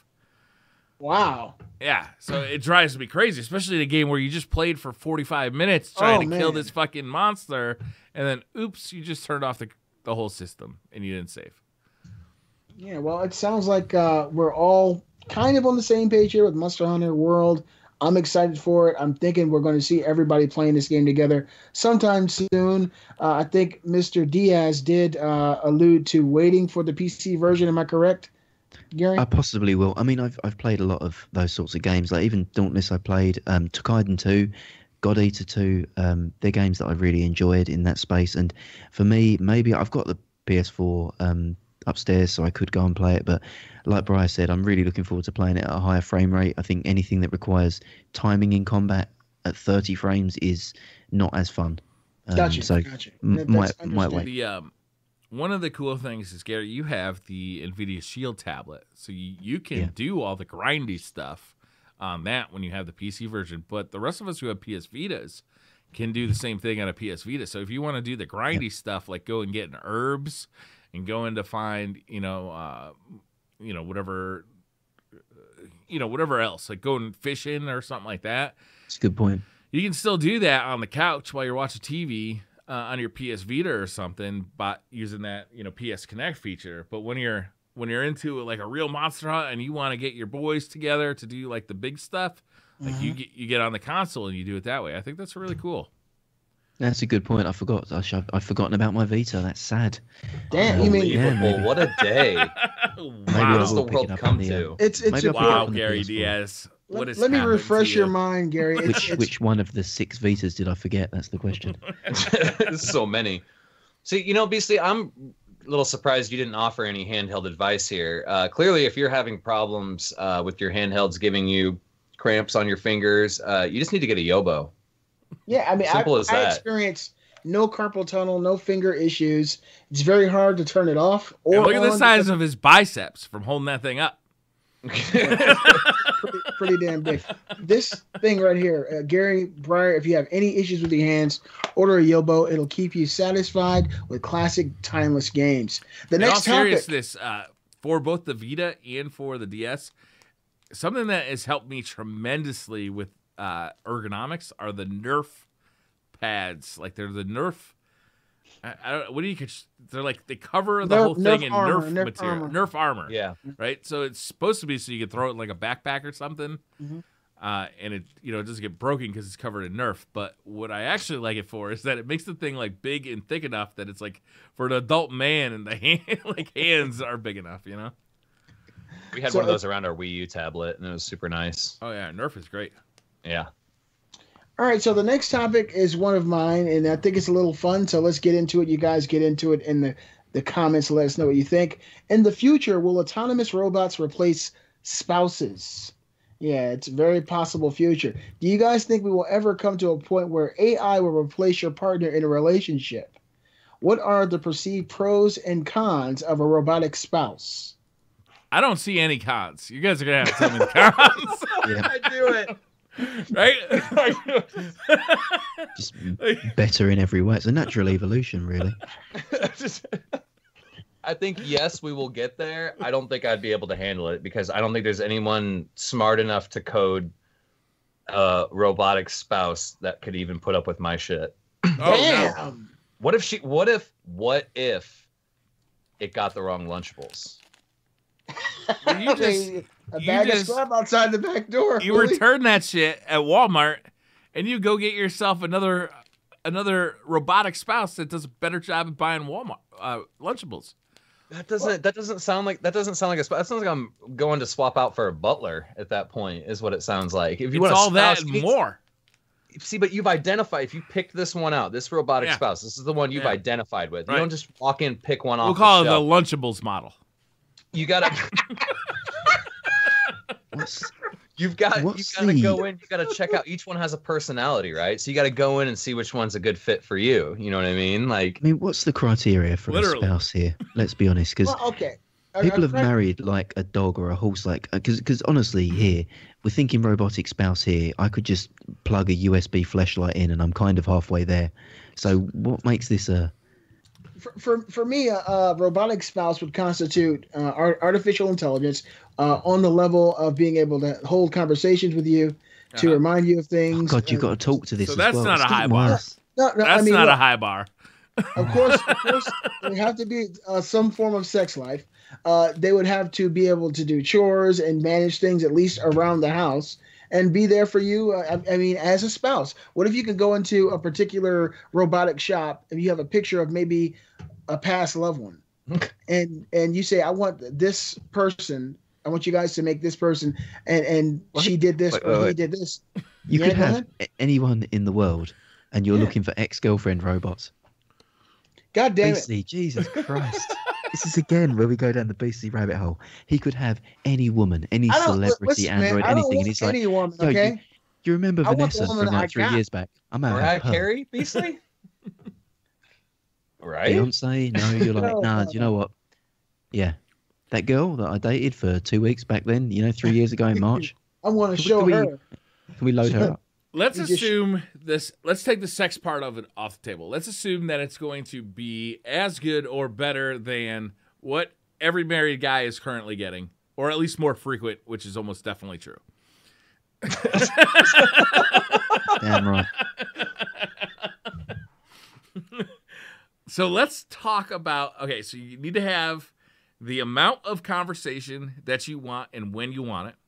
Mhm. You've got to be able to share in household chores or lack thereof. I mean, maybe your robotic spouse just takes care of all of it. Maybe you really like to mow the lawn, so you don't like to have her do that, or him, Or it. or it. What else? What other kind of criteria are we looking for here? I'm looking for emotional support. I'm an emotional human being, man. Sometimes when I have a bad day, I want someone to just be like, you know what? That's It's gonna be DL all right. That falls under the DLC. conversation, right? It's That's yeah. DLC. That's DLC, Willie. It's If you locked want, behind DLC. What the Yeah. fuck? look, when you have this robot made, Fun. if you want to have It's that added extra, content. emotional support, you tell, hey, look, the person who's writing the program, I'm the kind of guy I get emotional. If my favorite team loses in the Super Bowl, I get teary eyed, and I need maybe some extra buffalo wings and a few kisses and some words of encouragement. I It's need like- that. It's Yeah. you get interviewed, right? There'd have to be some kind of a interview process where it's almost like a IQ test plus a personality test where they'd kind of set up the perfect partner for you, and then if you feel like there's something wrong, you could always have it adjusted. Yeah. Hey, look, Briar. I mean, honestly, I fucked up. I honestly have the perfect wife, so I wouldn't change anything. But imagine going to have this robot Jesus. made, and they could actually include courses that this thing can give you over time. So what if you want to so learn you actually learn something? What if you want to learn a different language? What if you want to learn Japanese? Yes. And I love it. this AI already knows Japanese. She What knows if I want to learn a English. 10-hit combo in Tekken? Yeah, But why don't just I just call get a me. Japanese I'm wife and she I'm can gonna just teach get me Rosetta Japanese? Stone. but I don't need Because a I could fucking have Japanese. my wife teach me. yeah, I mean, and she can my do it. She can do it robotic over the spouse. course of 2 So you years. can't have sex with I Rosetta could Stone. get a You're right. Japanese Those wife stones and are over the hard, course man. of 2 years learn Japanese. It's not out of the ordinary to consider that you could get a woman who either speaks Japanese or is Japanese. I don't need a robot to do that. Right. This is like, this is- But next month, Gary, when you want to learn, let's say, Mandarin, you're ready to go. You didn't have to go So, out and get a new what wife we're to teach you saying, Mandarin. like you say, you want a portable Rosetta Stone. This is what we've established. That Yeah. fucks. How's the Yeah. fucking on that Rosetta Stone, Gary? Yeah, Gary, let's go and cut the shit out of your ass. Now, It's a huge part of the Look. criteria. Look, for me, I see one benefit in this that you couldn't get from just being with someone else. Yeah. And that is you get to find out if you'd rather be gay without actually going all the way. So for me, this is my own thing here, right? Yeah. Again, I don't know whether or not I'd like living with a man more than I currently do with a woman. I may well do. But it's a big lifestyle change, and I've got to call up all my friends and say, yo, I suck dicks now. Like, it's kind of that thing that has to be said, It's a big step to take to just Yeah. suddenly bring a man into your house. Especially after 6 months, if you say, do you know what, Steve, like, this isn't working for me. I think I'm going to go back to where I was. This, I could just bring Steve Bot in, Right. and I've got everything. Can you of replace living- that dingus with a vagina, please? Exactly. Exactly. So I get all the vegetables with none of the meat. Right. So again, Throw on I some get knockers, too. I like size C. exactly. So you get to cuddle up with Steve on the sofa at night. You Uh-huh. can watch the game with him together. He can, cut the lawn with his shirt off and his rippling pecs. And you What can if look at it that was and go, Steve by day, yeah. but Susie Stephanie at by night. night, right? Like, so Stephanie. you hung out Steve, all day with Steve, and then at night you got Susie. It's just like just a programming flip, right? So you, Exactly. So you get the best of both worlds. Susie never called you during the day while you're golfing with Steve to ask you where you were, and Steve never called you while you're fucking Susie. Or you just keep him as Steve and again make that lifestyle choice. I mean, I don't know again, how I feel for me, about this is like a training wheels for if you definitely want to go full lifestyle the other way. I mean, for me, as I said, it'll be a nice, natural, soft transition. I have a serious question. What the Yeah. fuck does this thing do when you sleep? It's up to you. Do you It want cleans to the sit around- fucking house, Wilson. Listen, I well, Or don't want that thing it can cruising- spoon. I don't want that thing doing Listen. its thing when I'm not I conscious. accidentally hit the Dude. fucking box of dicks song. sing it, sing it, even, Brian. I don't even trust NASA. You think I'm gonna trust this damn robot running around my damn house while I'm sleeping? What His if name she's is It programmed- Steve. could just He's not cuddle. called a robot. He Yeah. has a name. What if she's I don't know if I programmed to can tell get you that behind she this. loves you like 20 times a day? Look, it's all in the programming, Wilson, and it'll all work out. Look, science has never been wrong before. Okay, Mm. so just imagine you could be You know, people asleep. thought the Earth was flat once, right? And we were the center of the universe. Yeah, people Yeah. believe in global warming. We all know that's Yeah. craziness, Well, right? people still think the Earth's flat. But anyway. Your individual specifically made robot can sit up and watch you if you Uh-huh. want at night. She can lay next to you and No, massage I your want back. the big spoon. I Yes. like to be the little spoon. I find it very hard to find Exactly. a partner who likes to be the big spoon. And my robot is going to be the big spoon. Completely valid. You will have Steve. a big spoon. Look, Steve once will more. be the big spoon. Steve steps up. Steve. Look, Wilson, she can be working at night as a telemarketer while you're asleep. Or he. Or he, Steve, probably has a If better she meets telemarketing. another autonomous robot that she likes more, though, at work. You got to add some restrictions, man. The Bicentennial Man. The Bicentennial Man. Dude, I know. So I just Steve Or is her. effectively Wasn't Robin that her? Williams. Oh, my God. No, that was Robin Williams, wasn't it? This No, idea is there's a freaking me movie out. called, I think, Her, where everybody had Her. like a personal assistant, and all the personal assistants decided they actually liked hanging out with personal assistants more than people. It was a Nice. cool movie. Check it out. Now, let me ask you guys a question. If you did have a completely robotic, AI controlled spouse, and this was some being that you talked to, and it had real conversations with you and asked you about things going on in your life and talked about the future, asked you about My your personal assistant isn't going to talk about any of that shit. She's Okay, going to you talk about the new DLC in Destiny. She's going to talk about. She's going to talk about, sports scores. She's going to talk about. you gonna know all that shit. Like, there's not going to be. She's going to talk about, like all the stuff that I'm interested in. I'm never going to hear about this outside world of hand moisturizer and what fucking Carly did at work today that just really pissed her off. Oh, also, my robot is going out and working. She's getting a fucking job. I mean, to me, it's I just want Steve to be like an interactive Wikipedia for me because I waste hours of my time. That's how you Searching treat Alexa chat, for that. Gary. Siri. I do treat chat like that as well. I've just got questions. Gary and I'll say, "Can treats someone-" fucking Twitch chat like his own personal fucking Amazon Alexa. He just true. asks questions and waits for answers. Tries to That's flip pretty them much up, it. like ask them like no answer questions. You know what I mean? Gives them little riddles. Well, that's what I want. Like, I just want Steve. If I say to Steve, I've just seen, we're talking Robin Williams. Seen Robin Williams on the TV. Obviously not anymore. What was his latest film that he was in? And then Steve will tell me that, and I'll be like, what other actors are in that film? And then they'll tell me that. Go, can you show me what they look like in 2017? How much weight have they lost? And just shit like that all day long. Yeah. I just want Talk Steve about to Red be there. Fox. for that. It Talk sounds about like Steve's a Sanford hell and of a Sons guy. and Red Fox, and how Red Fox, the actor who played Sanford, his actual name was Sanford. Red Fox was his stage name. It was fascinating. Exactly. That's Steve. more Steve, you know. do Fascinating. you It's remember fascinating. the 1990s band Silk? Could you please explain to me why there were Big G and Little G and how those names came about? And Steve would be able to tell me that, and Steve would be able to say, also related searches include, and then he'd tell me all those things, and I'd be like, Steve, man, you know everything. You're so smart. You're And, great. then I'd- Now take your clothes off. It's time to fuck. That's the next question. That's the next question. I'm I the know little this is a spoon. great Get topic. to it. The next question was, would you guys, you're intimate Hold with on. this? I'm not Would done with Steve yet. you- Beasley, why you gotta just push Steve aside? Trust me, Brian. I don't think Steve is going anywhere. Okay, there Steve is was on still in my mind, hope. to be honest. When Steve I'm all ain't go- alone in my bunk tonight, that's who I'm thinking of. Would you guys choose, if possible, to be intimate with your own sentient being? I Yes. don't even think I could sit in the same fucking room as one of these things, man. They're spying on me. I talk so much conspiracy bullshit, dude. What if they were hackable?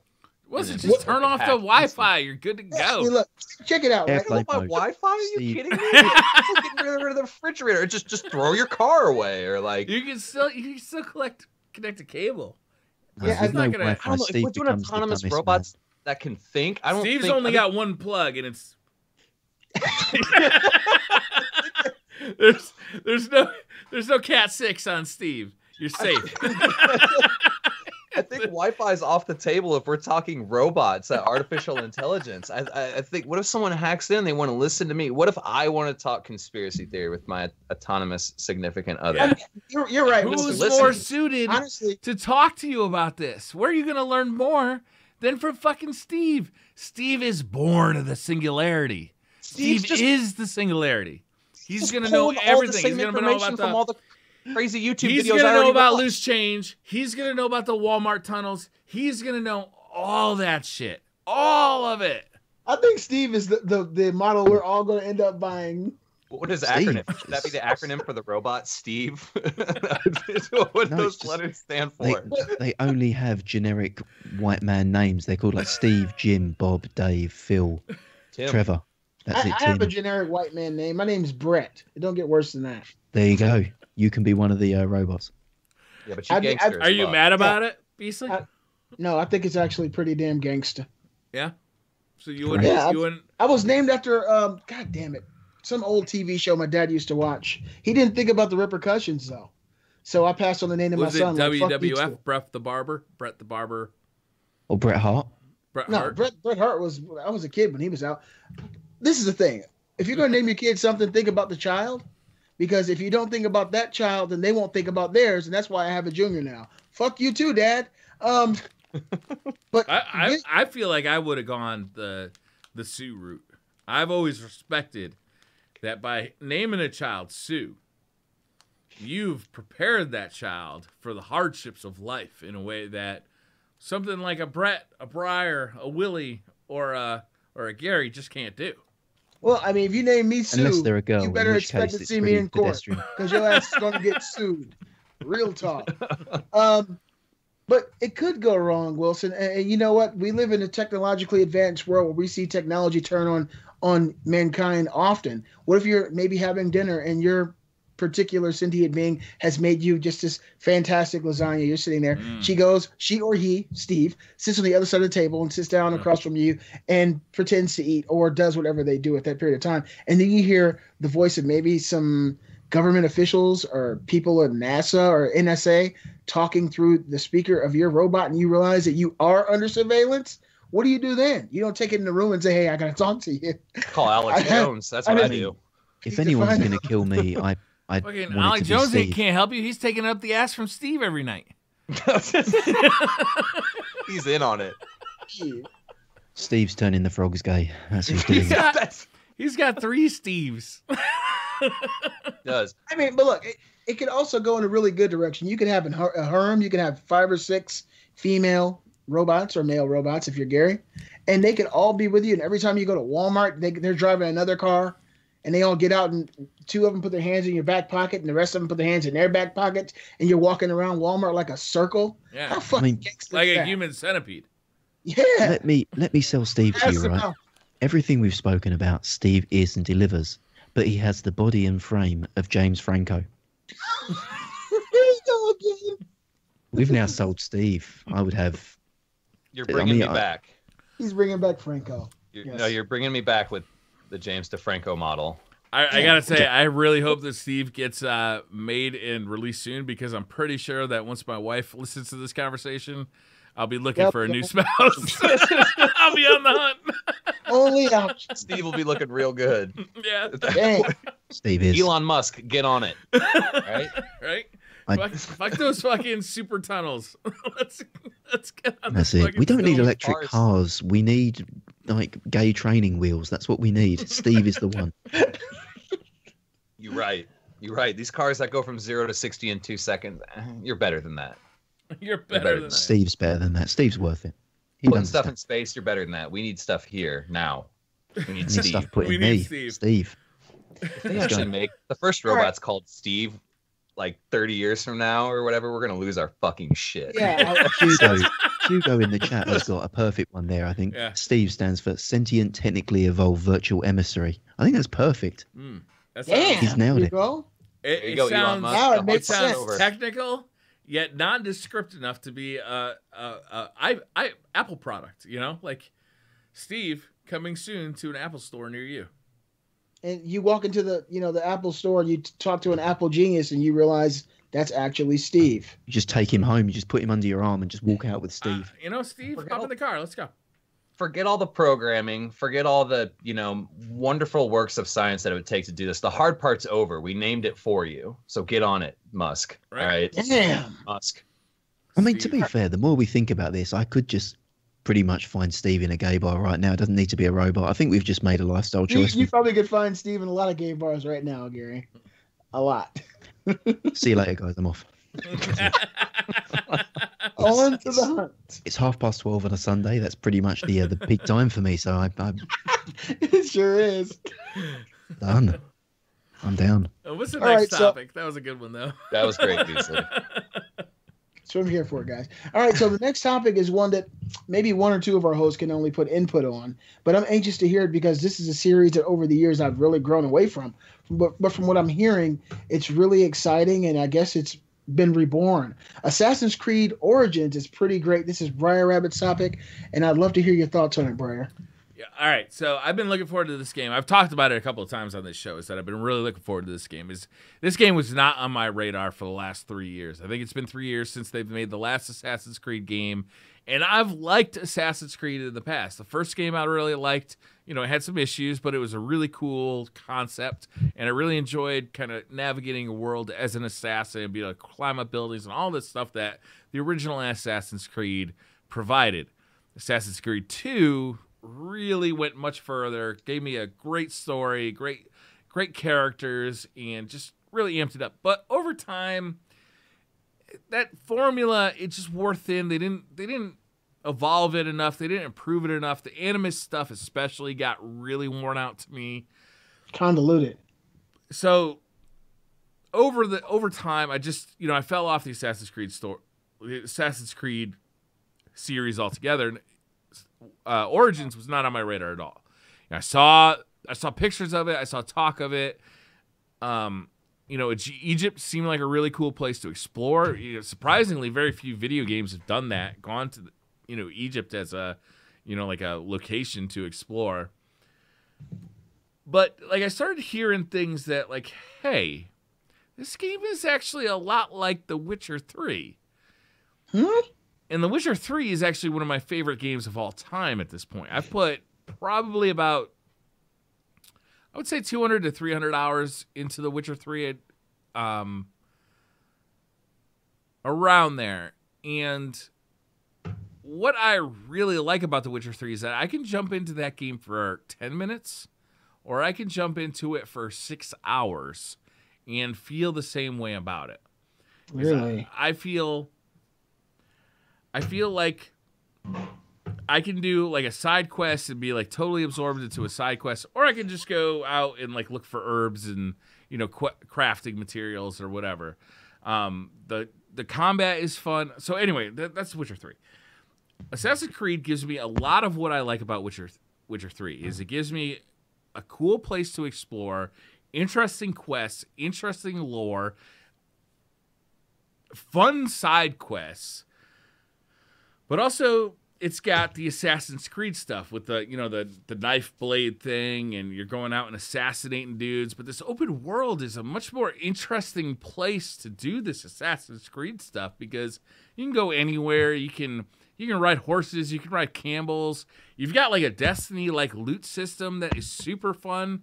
You can be looking for this game really. It rewards you for exploring in a way that Zelda Breath of the Wild does, where you go out and you see a pyramid, and if you go and explore that pyramid, you're going to get rewarded for it. If you go out and you see a mountain and there's a cave in there, you go explore that cave, you're going to get rewarded for it.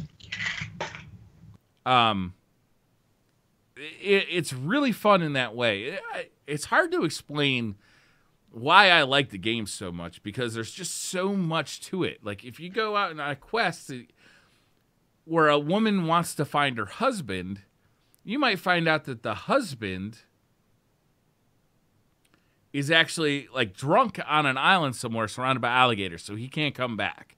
You kill all the alligators, you throw him on your boat, you bring him back to his wife, but the guy's like, wait a minute, that's not my fucking wife. That was a shotgun marriage. Her and her brothers are trying to steal all my money, right? There's a bunch of stuff like that. It's not quite to the Witcher level where you have to. In The Witcher, I feel like me and Gary talked about this earlier. In The Witcher, you would have decided, okay, do I believe her or do I believe him? And you would have made a decision about that. In Assassin's Creed, the game tells you the outcome of that story more, but it's still an interesting story, and it's a better side quest than go out and find 9 mushrooms. Mm-hmm. You know what I mean? There's been a lot of mushrooms on today's episode. Yeah, that sounds pretty exciting. It's fun, and getting the loot, being able to do all sorts of shit in the world. If you go into a lake and you dive to the bottom of that lake, guaranteed there's a bunch of fucking loot down there. Guarantee it. Yeah. If you run into a boss, like, you're going to get loot off that boss. So it's constantly rewarding, but also the stories it tells are constantly fun to listen to. And the world you're exploring is ancient Egypt, which is just, alone is very interesting. It's a cool ass game. Wow. Well, I found that I've put probably a similar amount of hours as yourself into it, Briar. I think we're at a similar point. I told you that I'm in a bath towel, and that made sense to you, so I assume we're pretty similar. That's not a spoiler to anyone. I'm just going to describe it as I'm in a bath towel. But yeah, for me, I feel like it's about as good as I've ever seen an Assassin's Creed game be. Doesn't mean to say it is the best I've seen a game be. I don't think it does Witcher 3 better than Witcher 3. No. I don't think it does Zelda better than Zelda. But I feel like it takes 2017 beats from those games and what makes those games good, and understanding what a consumer would demand from an open world RPG in 2017, and does that perfectly. So little quality of life features, like the camel, the fast travel, the using Senu, the bird, to spot enemies and mark maps, the questification of the game, the fact that you can strip it down into bite size. I'm going to go into this camp and I'm going to do this activity, and then this is complete and I'll get an XP reward and some loot. The fact that there's dailies in it, weeklies, lots of different things like that you haven't seen before. I mean, I think it's a better RPG, and it won't be recognised now, obviously, because of the timing of it, but I think it's much, much better at doing open world RPG than Horizon Zero Dawn. And I think that's probably the closest direct comparable, which is like a AAA story-driven single-player RPG, and that's where I would compare it to. I wouldn't say it's as good as genre leaders that we mentioned, but I think something like Horizon, it can easily go toe-to-toe with, and I'd argue it's the better game. From what I've seen with people playing it, I think that's actually a pretty good comparison with Horizon. I just had a quick question or two about it. Briar, you had mentioned a weapon rarity system similar to Destiny. So is that the common, uncommon, rare, legendary, exotic kind of tier? Yeah, essentially, it's got all of that stuff. It's under different names, but like if you see a purple, you're excited to see a purple. Yeah, and based on the kind of weapons, similar to Monster Hunter, based on the kind of weapons that you like to use, you're going to be more excited. For instance, there's a huge kind of like almost hammerish weapon. It's got like a big stone on the top of like a huge stick that's like 8 feet long, and they call it a heavy blunt because it's heavy and it's a blunt object. And I imagine that you, Wilson, would really enjoy using that type of weapon. It's not the kind of heavy blunt I had in mind, but you sell it well. I mean, it is really reaction when you said heavy blunt. It is really interesting though, talking about that, and that's something that I didn't mention, is that other Assassin's Creeds have had almost like the Batman Arkham series combat, which is just auto lock in, hit, block, dodge, hit, block, dodge. This feels almost closer to, I want to say, Dark Souls, in that the weapon that you put on influences the style of combat. Very much so. It is very Dark Souls in the parry, riposte, dodge kind of combat system to it. And like you mentioned that there's different rarities of weapons. Actually, the fact that you've got builds very much similar to Destiny, and that you can spec out for range combat, assassination, or melee, the exotic weapons all have exotic perks, which I don't know if you've noticed yet or got into. Like, there's a sickle that you can get that poisons enemies when you hit them, and then when their bodies go down, they leave noxious gas that when other enemies walk up will choke them and make them lose like sight. So you can build like a real trapper kind of assassin, focus on laying traps and poison, and then use exotics that strengthen that. Perks on the weapons, not on the armor. The armor's purely cosmetic, but the weapons, to me, it is the best way to do an Assassin's Creed game. You're not going to get anything revolutionary outside of that, but if you love the lore of Assassin's Creed and you love open world RPGs, it's a great example of it. I can't really fault it in that way. Yeah. For me, this sounds like the perfect opportunity to get back into it. I haven't played Assassin's Creed in years, to be totally honest. Even the one that people lauded as great, Black Flag, I shied away from that as well because they're re-releasing Black Flag. Huh? They're remastering Black Flag. It's free on Uplay tomorrow. Oh, no. So that's the news. It's free tomorrow. Wow. Damn. But I even stayed away from that one because I felt so burnt out with Assassin's Creed, the annual release, the convoluted story. Everything just seemed like it was rushed. And they took, I think, 3 years to release this one. This was in development for a long time. Yeah. It sounds like it paid off. And we can't really say that they necessarily stole these tropes from other existing games that were released in 2017, because if they've been working on it for 3 years, I would surmise that probably a good deal of this evolution was already in place. But yeah, I've seen images of the game. I told you guys before, usually if I don't have a game, I won't watch videos of it because I don't want to get myself excited. And you know, I'm an impulse buyer. I'll see something look good and I'll just buy it immediately, and I might not like it later on.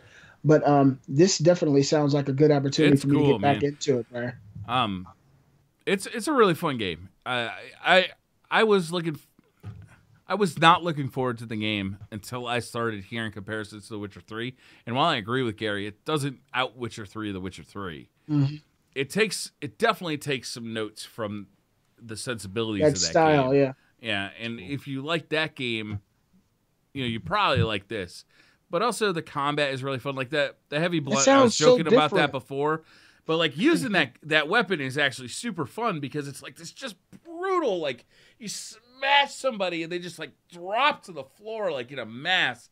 And then your follow-up attack just nails them right in the fucking nuts with this like, 8-inch round piece of fucking stone at the end of a stick. It's just absolutely brutal. It just makes you laugh and grin every time. It's a really cool game. It sounds very different from unique rewards. Like, could a certain boss have a better chance of dropping a particular weapon? Do you guys know? Or I don't know. I know that the DLC has like gods that are coming to the game, and you're going to go out and be able to kill the gods. So it may be that the gods do that, or maybe the end level stuff that I haven't gotten to does that, but I don't actually know. Kind of selling me on this, to be honest. Me cool too. Game. Yeah, I mean, it's if you are looking for a game to lose some hours in, and maybe you can only choose one game for Christmas, or a limited selection, this game will probably give you between 70 to 100 hours of gameplay to get through. If you're not rushing it, I've heard people saying 120 to 150, so you're definitely going to get your money's worth. I can't comment on whether the story's compelling. It seems engaging enough at the moment, but certainly the gameplay, the moment-to-moment gameplay, definitely delivers the fantasy of being an ancient Egyptian assassin. So, it's funny because this game actually kind of impacted other games that are being developed at Ubisoft. Based on the success of this game, Ubisoft decided that putting a little more time into games actually seems to have some serious benefits to their bottom line. Mm-hmm. So they pulled back a few other games like Far Cry 5 and said, okay, we're going to push back the release date on that, give the developers more time to really flesh out some systems and make a cooler game. Ubisoft's been doing a lot of cool stuff lately. We were talking earlier while we were playing PUBG about Sweep the Legs has been playing Rainbow Siege Rainbow online. Six Siege. Yeah, Rainbow Six Siege. And that's one of those games that Ubisoft released but continued to work on, and now has a huge fan base. The Division is another game that I feel like falls into that. Is that game released and, for me, completely flopped. But they just came out with a 1.8 update nearly 3 years after release, and people are super excited about what the content is in that release and the gameplay systems that have changed. And they added a PvP mode nearly 3 years after release to that game. Ubisoft has got some things going on over there. They're to be watched right now. Yeah, it sounds like they're taking more time and more deliberate effort in their development process. It's easy to just, push one out every year and get a quick paycheck, but you're going to get much more sustained growth if you. I push one out every day and they don't pay me shit. I think the shit is the payment, Briar. Talking Division 1.8, that's a pretty good transition for our final topic. I think because that was one of the headline games that I wanted to table with the crowd. We've spoken about Destiny 2 at the start of the show, and I know a lot of the responses in chat probably would get a lot of value out of this topic, so I think it's one that maybe we want to skim through and get some thoughts as we go. There's a lot of notes in our document, so don't be worried, guys. This is more just for general discussion, so it's not going to be a long one. It's more of something that we hope to bounce around, and that's Destiny 2 Methadone. We're all recovering Destiny 2 addicts, or Destiny addicts, I should say. And D2 I don't have a problem, not, Gary. It's not a problem. I can quit whenever I want. It's not the drug that we all had that kept us back playing 8 hours a day, and I think that's not a bad thing. We're not going to get into discussing whether that's good or bad, but what it does do is give us a lot of time to devote to other games as service and grindy kind of games that you can come back to week on week. So I've got 2 or 3 games now that I play weekly. Destiny 2 is one of them, and I've got other games in there as well as the story-based games like Assassin's Creed that I play through. So I just wanted to kind of bring on some different platforms and have a talk with you guys as a host, talk about some of the games that I play, games as service, and come back to regularly, and maybe get some ideas from you and see if chat's got some ideas too about things that they're playing in addition to Destiny and have found themselves revisiting time and time again. First one's here, Division 1.8. You mentioned it there. This is a fantastic time to come back, even if you've not got any of the DLCs. You've just had Division, you had Division sitting on the side on your shelf, and it's something that you've just not visited. You've got access to 1.8. It's been given to everyone who's ever bought the game. You don't have to have the gold edition or the DLCs to get it. You won't get access to Underground, Last Stand or Survivor, but what you will get is some really, really great quality of life features that really make the game fun to play as a single player, some quality loot to chase, some sets that really influence the way the game's played, and an endless horde mode, which is similar to COD Zombies, and it has absolutely no ceiling on the scaling. So this will keep going until you fail, and it's scaled to single player or small group co-op. So have any of you guys played The Division, or have you got anything in that sort of PS4, Xbox One, PC space that you keep coming back to as a service game? I own The Division, and I'm looking forward to checking out 1.8. I'll probably check it out this week at some point because I'm really looking forward to it. That game was a huge disappointment at launch, but every time they've added an update to it, they pull me back. They pull me back a little bit more. And this time, I swear to God, they've taken care of one of my biggest complaints in that they added a PvP mode, and that seems like it'd be really fun because when we played the beta of that game going back so long ago, Dark Zone. the Dark Zone was so much fun, but what the Dark Zone was in that beta and what it ended up being in the actual game was so different. I'm hoping that the PvP version, or the version of PvP that they bring into 1.8, is going to kind of give me that thrill again. Yeah, I actually played it at the same time as you, Briar, and I had a lot of fun with it too. And I see some of the other games you got on the list, but as a quick mention, I wanted to just say this. There's a game that's kind of been an ongoing joke on this show, and especially on our last show, the Beastly Thoughts show, of a game that I loved but I never played. I wanted to announce that I'm actively playing Final Fantasy 15. And that's one of the games I'm kind of Oh, shit. That's one Briar doesn't want to hear that. I've went over there because Destiny kind of slowed down for me, and I wanted to get into something that I felt like I could get passionate about. I heard Wilson a couple of weeks ago telling me that it had one of the greatest stories. He said he actually cried during the game. And so I've been playing that game. I'm probably about 7 or 8 hours in, and I've been loving it. To be fair, Wilson also cries during Coke commercials, so... I'm a big bitch. What can I say? The one with the polar bear gets him every time. I'm so emotional, man. I told you when we were talking about the robots, I need emotional support, man. For me, Overwatch is a game that I come back to daily for my PvP fix. But some other games, I'm looking at my Steam list here. Warframe just had a huge update, actually. Isn't it more... The Plains of Eidolon? Thank you very much. Yeah, and there's a lot of stuff to do there. A lot of people in Tefty's chat will come in when he's playing Destiny, and I'll read their interactions with some of the stuff that they've been doing in the game. And although I haven't dove in yet, I'm planning on diving back into that.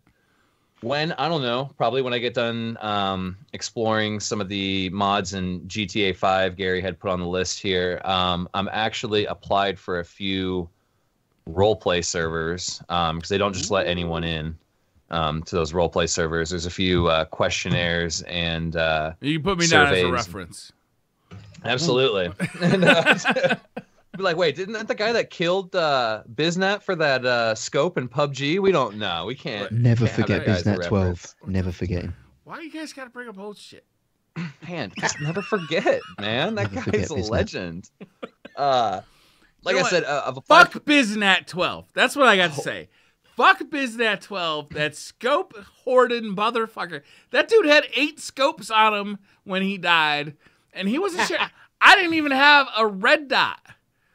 We were going into combat with friends and family, and he wasn't sharing any of those scopes. He had 8 Fuck scopes, Biznat. bro. He deserved to die. It's funny you bring him up because we just got a iTunes review from Biznat that said I only had 4 scopes, you greedy bitch. Eat a bag of dicks.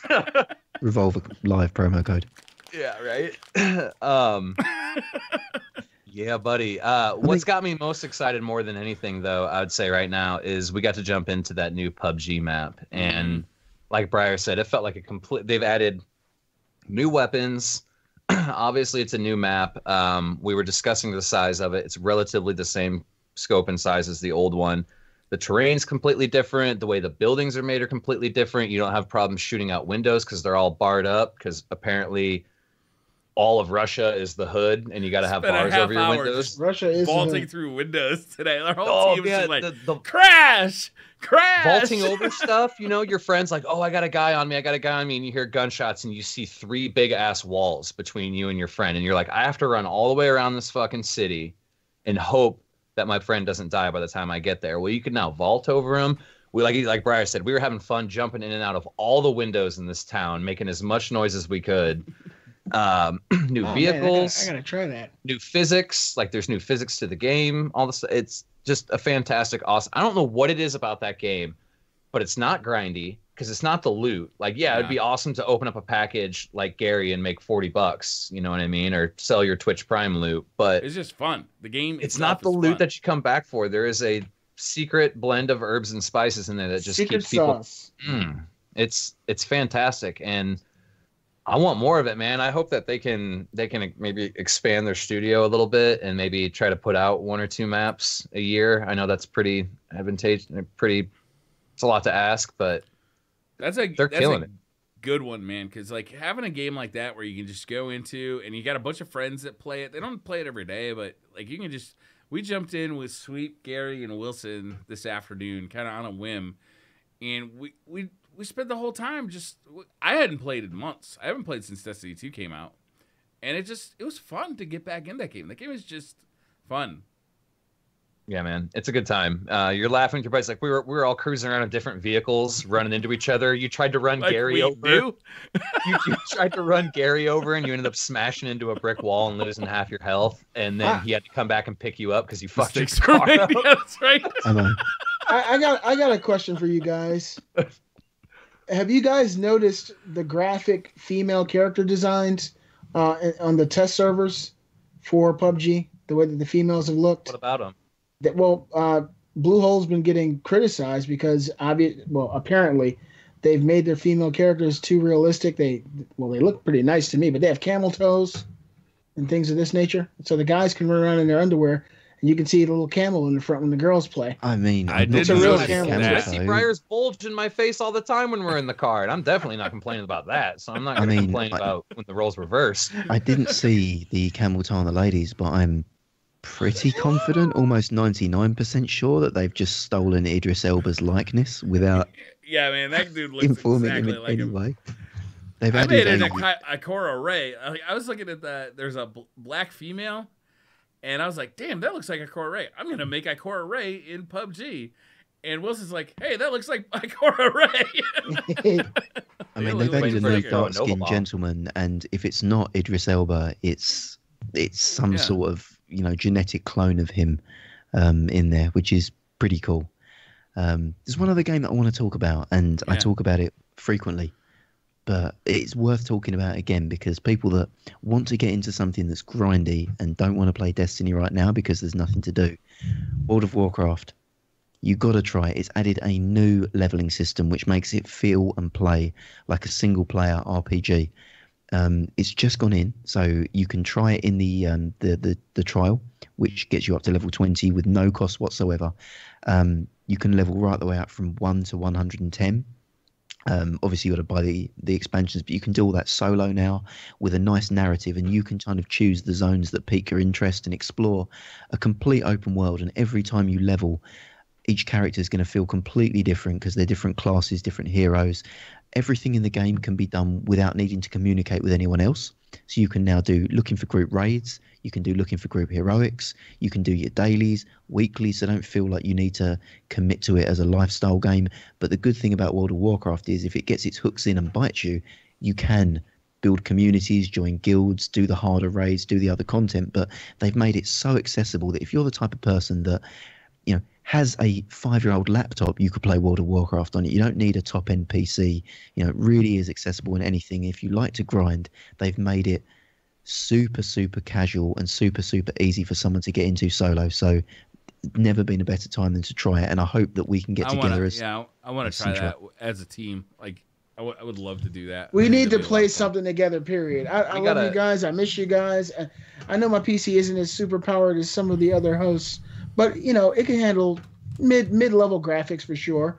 For me, the games that I play, like when I'm not playing Destiny, have really become games that I can just chill out for long periods of time and like forget about the world, right? I don't have to think about bills that need to be paid. I don't have to think about any of it. I love Witcher 3 was like a turnaround in my life for this. I was deep into Destiny. I loved Destiny. I got a new PC. I wanted to check out some new PC games on my new PC, and I ended up downloading The Witcher 3, which is a game that came out in 2015. I didn't even download it till, was it the beginning of 2016? I think it was the beginning of 2016. I think so, too. I have put in so many hours into that game, and sometimes I'll log in, and I'll just say, you know what, I'm just going to do one side quest just for shits and giggles, just to waste some time, and end up looking at the clock, and it's been 6 hours. It's just a totally addictive game. That's why I'm so happy that Assassin's Creed is really, while it's not as good as The Witcher 3, it's really filled that void for me, because having, you know, I've told this story before, is I have been resisting finishing The Witcher 3's last DLC because I didn't want it to be over for me. And now I feel like I can do it. I can finally finish The Witcher 3's last DLC and move on, you know? Like, right, I'm ready to, like, end that relationship. But I didn't want to do it. I just kept running. I was going back into, like, way old side quests that I'd missed, you know, forever ago. I just didn't want to finish the story. But also, I love having a good multiplayer game. I love having that in my life. And I do like Destiny 2's multiplayer. Like, I have fun when I go in there. I like using the minuet. I like using a submachine gun and just stirring shit up. It's what makes me a completely bad teammate in trials. Wilson's always got to be like, "You're all alone out there, Briar. Come back to us, Briar." Really, you're all alone out there killing everything, Briar. Save a little for me is what I'm really getting at. But like, I love to have a, you know, just a casual fucking, you know, it used to be Call of Duty for me. It's been it used to be Halo for me. It's been a dozen games in the past, but I love having a game that I can just jump into PvP and just shoot shit, you know. And I turn off chat. I don't want to hear chat. I just want to zone out. Maybe I'll be listening to a podcast. Maybe I'll have Netflix on another screen next to me. But I just like shooting shit sometimes. Oh yeah, man. Well said. Awesome. I mean, I just wanted to talk about some other games. So the whole point of that topic was to say to people, look, if you're irritated that decisions made in Destiny 2 aren't resonating with you, or there's not enough to do, or you want Bungie to put more things in, just play it enough that you're satisfied with it. If that means you don't play it for a month, then you put it down for a month. If you get the itch to play it again. But there's lots of other things out there that keep, you know, that have these weekly resets, have these milestones, and have that sort of cyclical loop of gameplay that will keep you coming back. And we've spoken about a few of them here. There's tons more.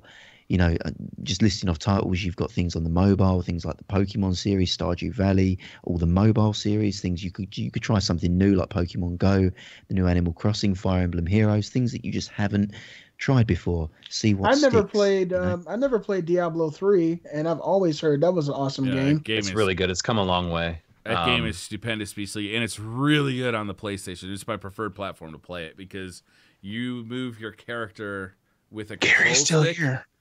Gary's still here. Brian. You move your character with a control stick, like 1-to-1 movement, as opposed to clicking the spot where you want him to walk to. Oh wow! Okay. And it feels much more like an action game than on PC. It's really a fun experience.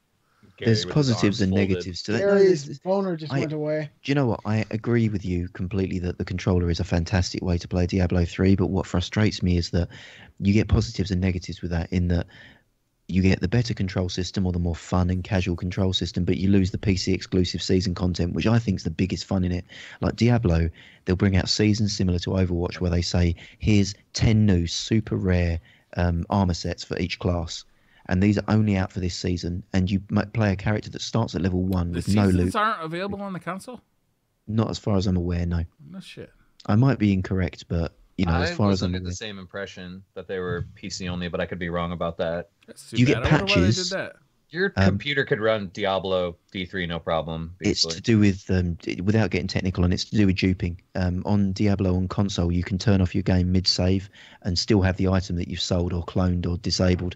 PC, everything's synced to a server on Battle.net, so when your character's wiped clean for the start of a season, it's wiped clean, and you start fresh, and then you've got 2 months to collect all this gear and do everything else. And at the end of that season, they say, do you want to delete this character or park it in your normal characters? And then you can start like a season 7 hero and, keep doing that grind and trying to be like, the person who's completed the highest level rift, like you doing level 70 rifts in season 7 and no one else is doing it. It's got that competitive edge to keep grinding, which is a shame. Just add the controller support to the PC version.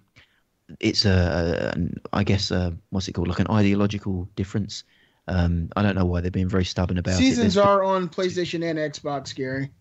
I love you. Okay, I'm incorrect then. I was told that they weren't due to duping, but maybe they've come to them now. Some elitist told you that. I'll drop a link in our description.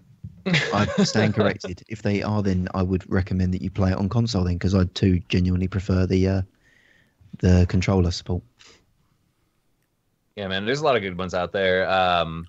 Guild Wars 2, Black Desert Online. I mean, if you're looking for the competitive itch, we had mentioned Overwatch, PUBG, Rainbow Six Siege, Counter-Strike. Dota 2. I mean, there's tons of stuff out there right now that can scratch that itch during these Destiny lulls, so to speak. What about League of Legends? League of Legends? I never got into it, man. Beastly, your wife's in chat with hashtag Gary was wrong. She just roasted me. New hashtag on Twitter, Gary was wrong. Let's get it popping. I will accept it. That's amazing. Oh yeah, no, okay, right. They were added on March this year, so there we go. That game came out in what, 2014? Yeah, it's Diablo. old. Yeah, that's when I got it for 2013 Christmas. maybe. It was 2014. Wilson said, "Boom." Kate loves you, Gary. No, that's good news. Beastly, we got something we want to talk about for the future of the show. Yeah, we got an addition to the show that we want to talk about. So we're going to hash this out a little bit. We had some ideas, but we want to kind of finalize it on air with chat kind of contributing. But the goal was to have a regularly occurring additional piece of content every Tuesday that we live stream and also upload to YouTube that would be kind of a Revolver plays. And the thought was, this is the thought that I had, was that we'd have one person in the crew pick a game that we could all play together. Now, sometimes, for instance, if Gary wanted to play Werewolves Within in VR, then, unfortunately, Wilson doesn't have VR yet, so we just have to, Wilson can't come with us. We're going to try our best to do games that are as inclusive as possible for all four of us, and maybe for chat too. So if we, if one week we decide to do Fortnite 50 versus 50, well, we need 46 more people. You know what I'm saying? Who's down for some Fortnite? Right, but like the goal is to try and make these games as inclusive as possible for everybody, because not everybody on the show has the same access to consoles or PCs, but also to get a set appointment each week for us to play together. And I think we decided that Beastly would choose first. So what do you guys think about that idea? Like, do you think it's a good idea? Is there any additions you'd like to bring? Chat, are there any additions you'd like to bring or any changes you'd like to make? Oh, man. I'm just finding out I'm choosing first. Shit. Oh, you didn't read the Twitter chat, huh? He's obviously very dedicated to this podcast and the I didn't see DMs that we part. send Shit. between us. I think it's a fantastic idea, and like I said, I'm definitely going to be looking into investing into some VR, because I think we could do some amazing stuff on those games. There's a lot of really cool multiplayer games on VR that us and chat will just get a really good laugh at. I'd like Star to say Trek that Bridge it's- Crew being one of them, you know what I mean? God, I wanna But play in that the game so bad. meantime, I think it's a great idea. I think that every Tuesday or whatever day we decide would be perfect for it, and confirm it with everyone, make sure everyone's got the game and the desired platform. And So does Well- Tuesday work for everybody? Tuesday evening? Yeah, Tuesday's a great day for me. It's always been the day that up I've to you been guys. most available. I'd like to say as well, if we could, I think we could keep it to a 2-hour tight slot. And the reason for that is I think that it would force us to pick games that are immediately accessible and fun, and we're going to be able to get everyone engaged, and it'll be fun for you guys to watch as well. What I don't want to do is state, right, that all four of us are going to play a game that's going to take 8 hours before we get any Right. sort of engagement or enjoyment in. So That's right. be Beastly. nice. We're not playing fucking Risk with you, no matter how much you want to. How'd you know that was the first game in my mind, Brian? All right, so since this is the first week, and I do take full responsibility for this choice, I just want to hear you guys' suggestions. Everybody here has games they like. You guys know I'm very flexible and willing to play. As long as I have the game, I'll play it on whatever, PC or console. I want the very first week to be as easy as possible for us all to transfer into. So I don't mind forfeiting my hardcore choice for something that we as a group can agree on. Now, Gary and Wilson said in our Twitter chat that it would be a good idea to, there's free-to-play games, there's stuff on PC, there's stuff on PlayStation, there's stuff on Xbox that is very accessible games. I'm totally fine to get down with some of that as well. And as far as like AAAs, if we all have them, fine. But if it takes a person who may not have that game that week for them to sit out, I'm totally fine with that as well. So do you guys have any suggestions? What are you guys playing? What would be fun for us to jump into for the very first Revolver Live game night on Tuesday? well, I think Fortnite would be a good one. Battle Fortnite? Royale, Fortnite, because we all already have that. I have a great game suggestion, and it's very cheap and it's very fun. It's on Steam. It's called Golf with Friends. I like And that idea. It is I've seen some of fantastic. that. You are not like physically golfing. You are the ball. That's all you see. And you choose. It's a mini Be golf the course with ball. all these No, obstacles, no. and we could put. No. We can. You can like hit spacebar to make your ball jump. So it's this mini golf course that is. I mean, they're elaborate. They're what is it, like corkscrew flips and jumping through windmills, and the Sphinx has its mouth open, and you got to choose the direction and how hard you want to hit the ball. Can you play And you can- four-player? Yep. Okay. It's a done deal. And Alright. it's $6, Golf with friends it is. and there's a bunch of different courses. I'm telling you, golf sounds boring, but this game I love golf games. is awesome because you can make the ball jump. So you could cheat, you could cheese stuff. Like it's fantastic. You could hit the other player's ball, so you could like make it to where you're ahead 10 strokes and you just want to screw the other person over. Like it's great. Okay, So- I'm looking at it now. Wow, it looks like a lot of fun. It's fun as hell. It's that's just a suggestion. I used to play Planet Mini Golf on PS4 years ago, and that was one of our favorite games for me and my whole family. We used to use the PlayStation Move to actually do it, kind of like real golf, but it was right. a lot of fun. Yeah, this looks. Important point raised by Dakota Smooth there, Wilson. How's the fucking in it? Yeah, how is the fucking? You didn't even bring it up. It's Wilson. pretty. That's a very good valid question. And since you could hit the other player's ball So it's ball to ball Say action. there's plenty There's of fucking. ball to ball action. Oh, wait, that's a win-win. It's in there. slapping all over that We game. could also do something like maybe once a month where we put a poll out on Twitter and people decide, or Yeah, you guys can decide what we play. you know.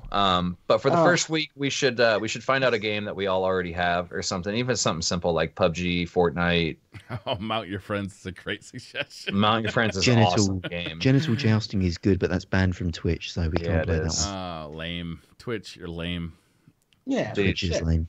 They just need to make a Twitch version, like a setting where you can click. I know it's not as good, but you could at least play the game. We could, Banned from Twitch, really? we could stream it on some other unscrupulous Fucking sites, but unfortunately not Twitch. On the topic of announcements, again, we've got 2 more to close off the show because we are running hot and I do like to sleep. We've got a giveaway. So I was on the line to bagadix.com, hot on the press to their multi-billion-dollar CEO head office. And they have informed us that they will graciously be giving away 1 bag of dicks to a lucky listener or viewer of the podcast. Now, I'm kind of open to how we want to do this. Now, what do we want to do? Do we want to have the funniest comment on YouTube or iTunes or Podbean, and maybe we pick one across the 3 and we choose to go there? How do you guys think it's best? I think that the funniest review on Podbean or iTunes should be the winner. I think that, that would be a great way to not only promote what we're doing here at Revolver Live, but to also get people engaged in the process in order to get a bag of dicks. I think it's a win-win or ball-on-ball action. Fantastic. So again, we are offering. We're going to go ahead with that way. You've now got a week to enter. So this time next week, we'll be looking at all the reviews that came in. So that will be on the 18th of December. We'll be closing this competition to win the exclusive and fantastic prize of a bag of dicks as modelled by Beastly and Briar on the YouTube version. So yeah, just make sure that that you have private messages on any comments that you leave, because I'll need a way to reach you guys. I can normally comment back on there, but yeah, leave a review, make us laugh. All of us will have a scout over and win yourself a bag of dicks, and you can either have them sent to you or a recipient of your choice, and they can get a bag of dicks for free. So please do head to iTunes a hell of a value. or Podbean and leave a review. That was that one announcement. Second announcement, and this is something that we promised early in the life of the pod and put down and haven't revisited. I've now got to a point where I can do it, and I know Willie has capability to do it, and I'm sure BC will be there soon with us. But streaming on the Revolver Live channel, I finally got my acting gear and have a position to stream myself. I know Wilson has the capability to stream and can do it.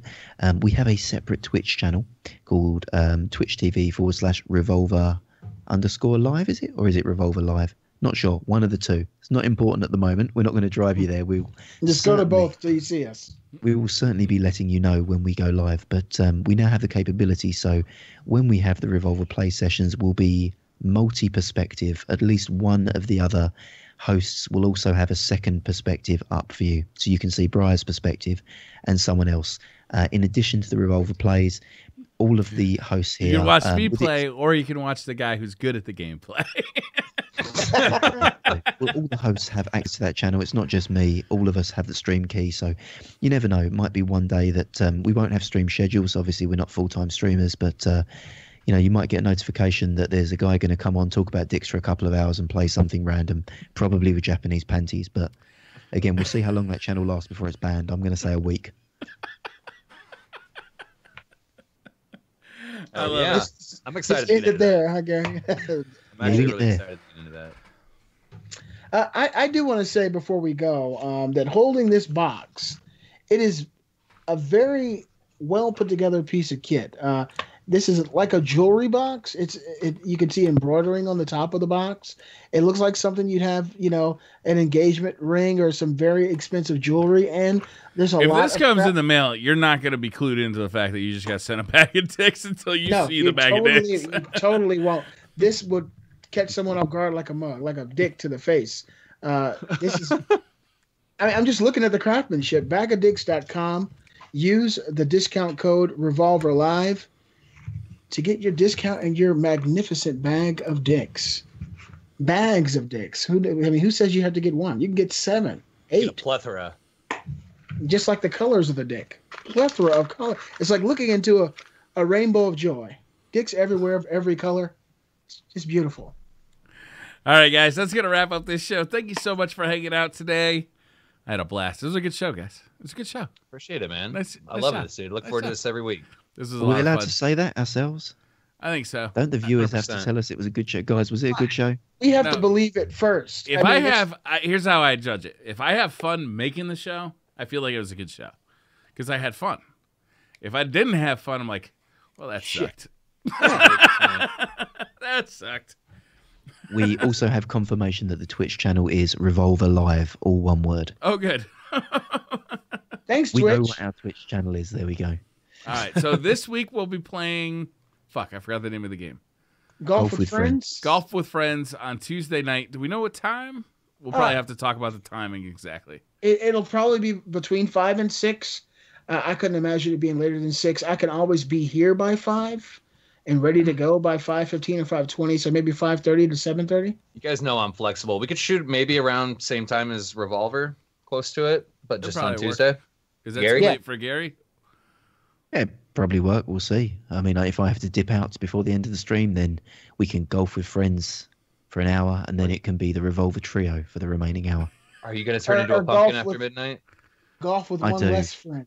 I can't leave Steve in bed waiting for me that long. I only All right, just got guys. him, man. Thanks for watching. We'll see you next week.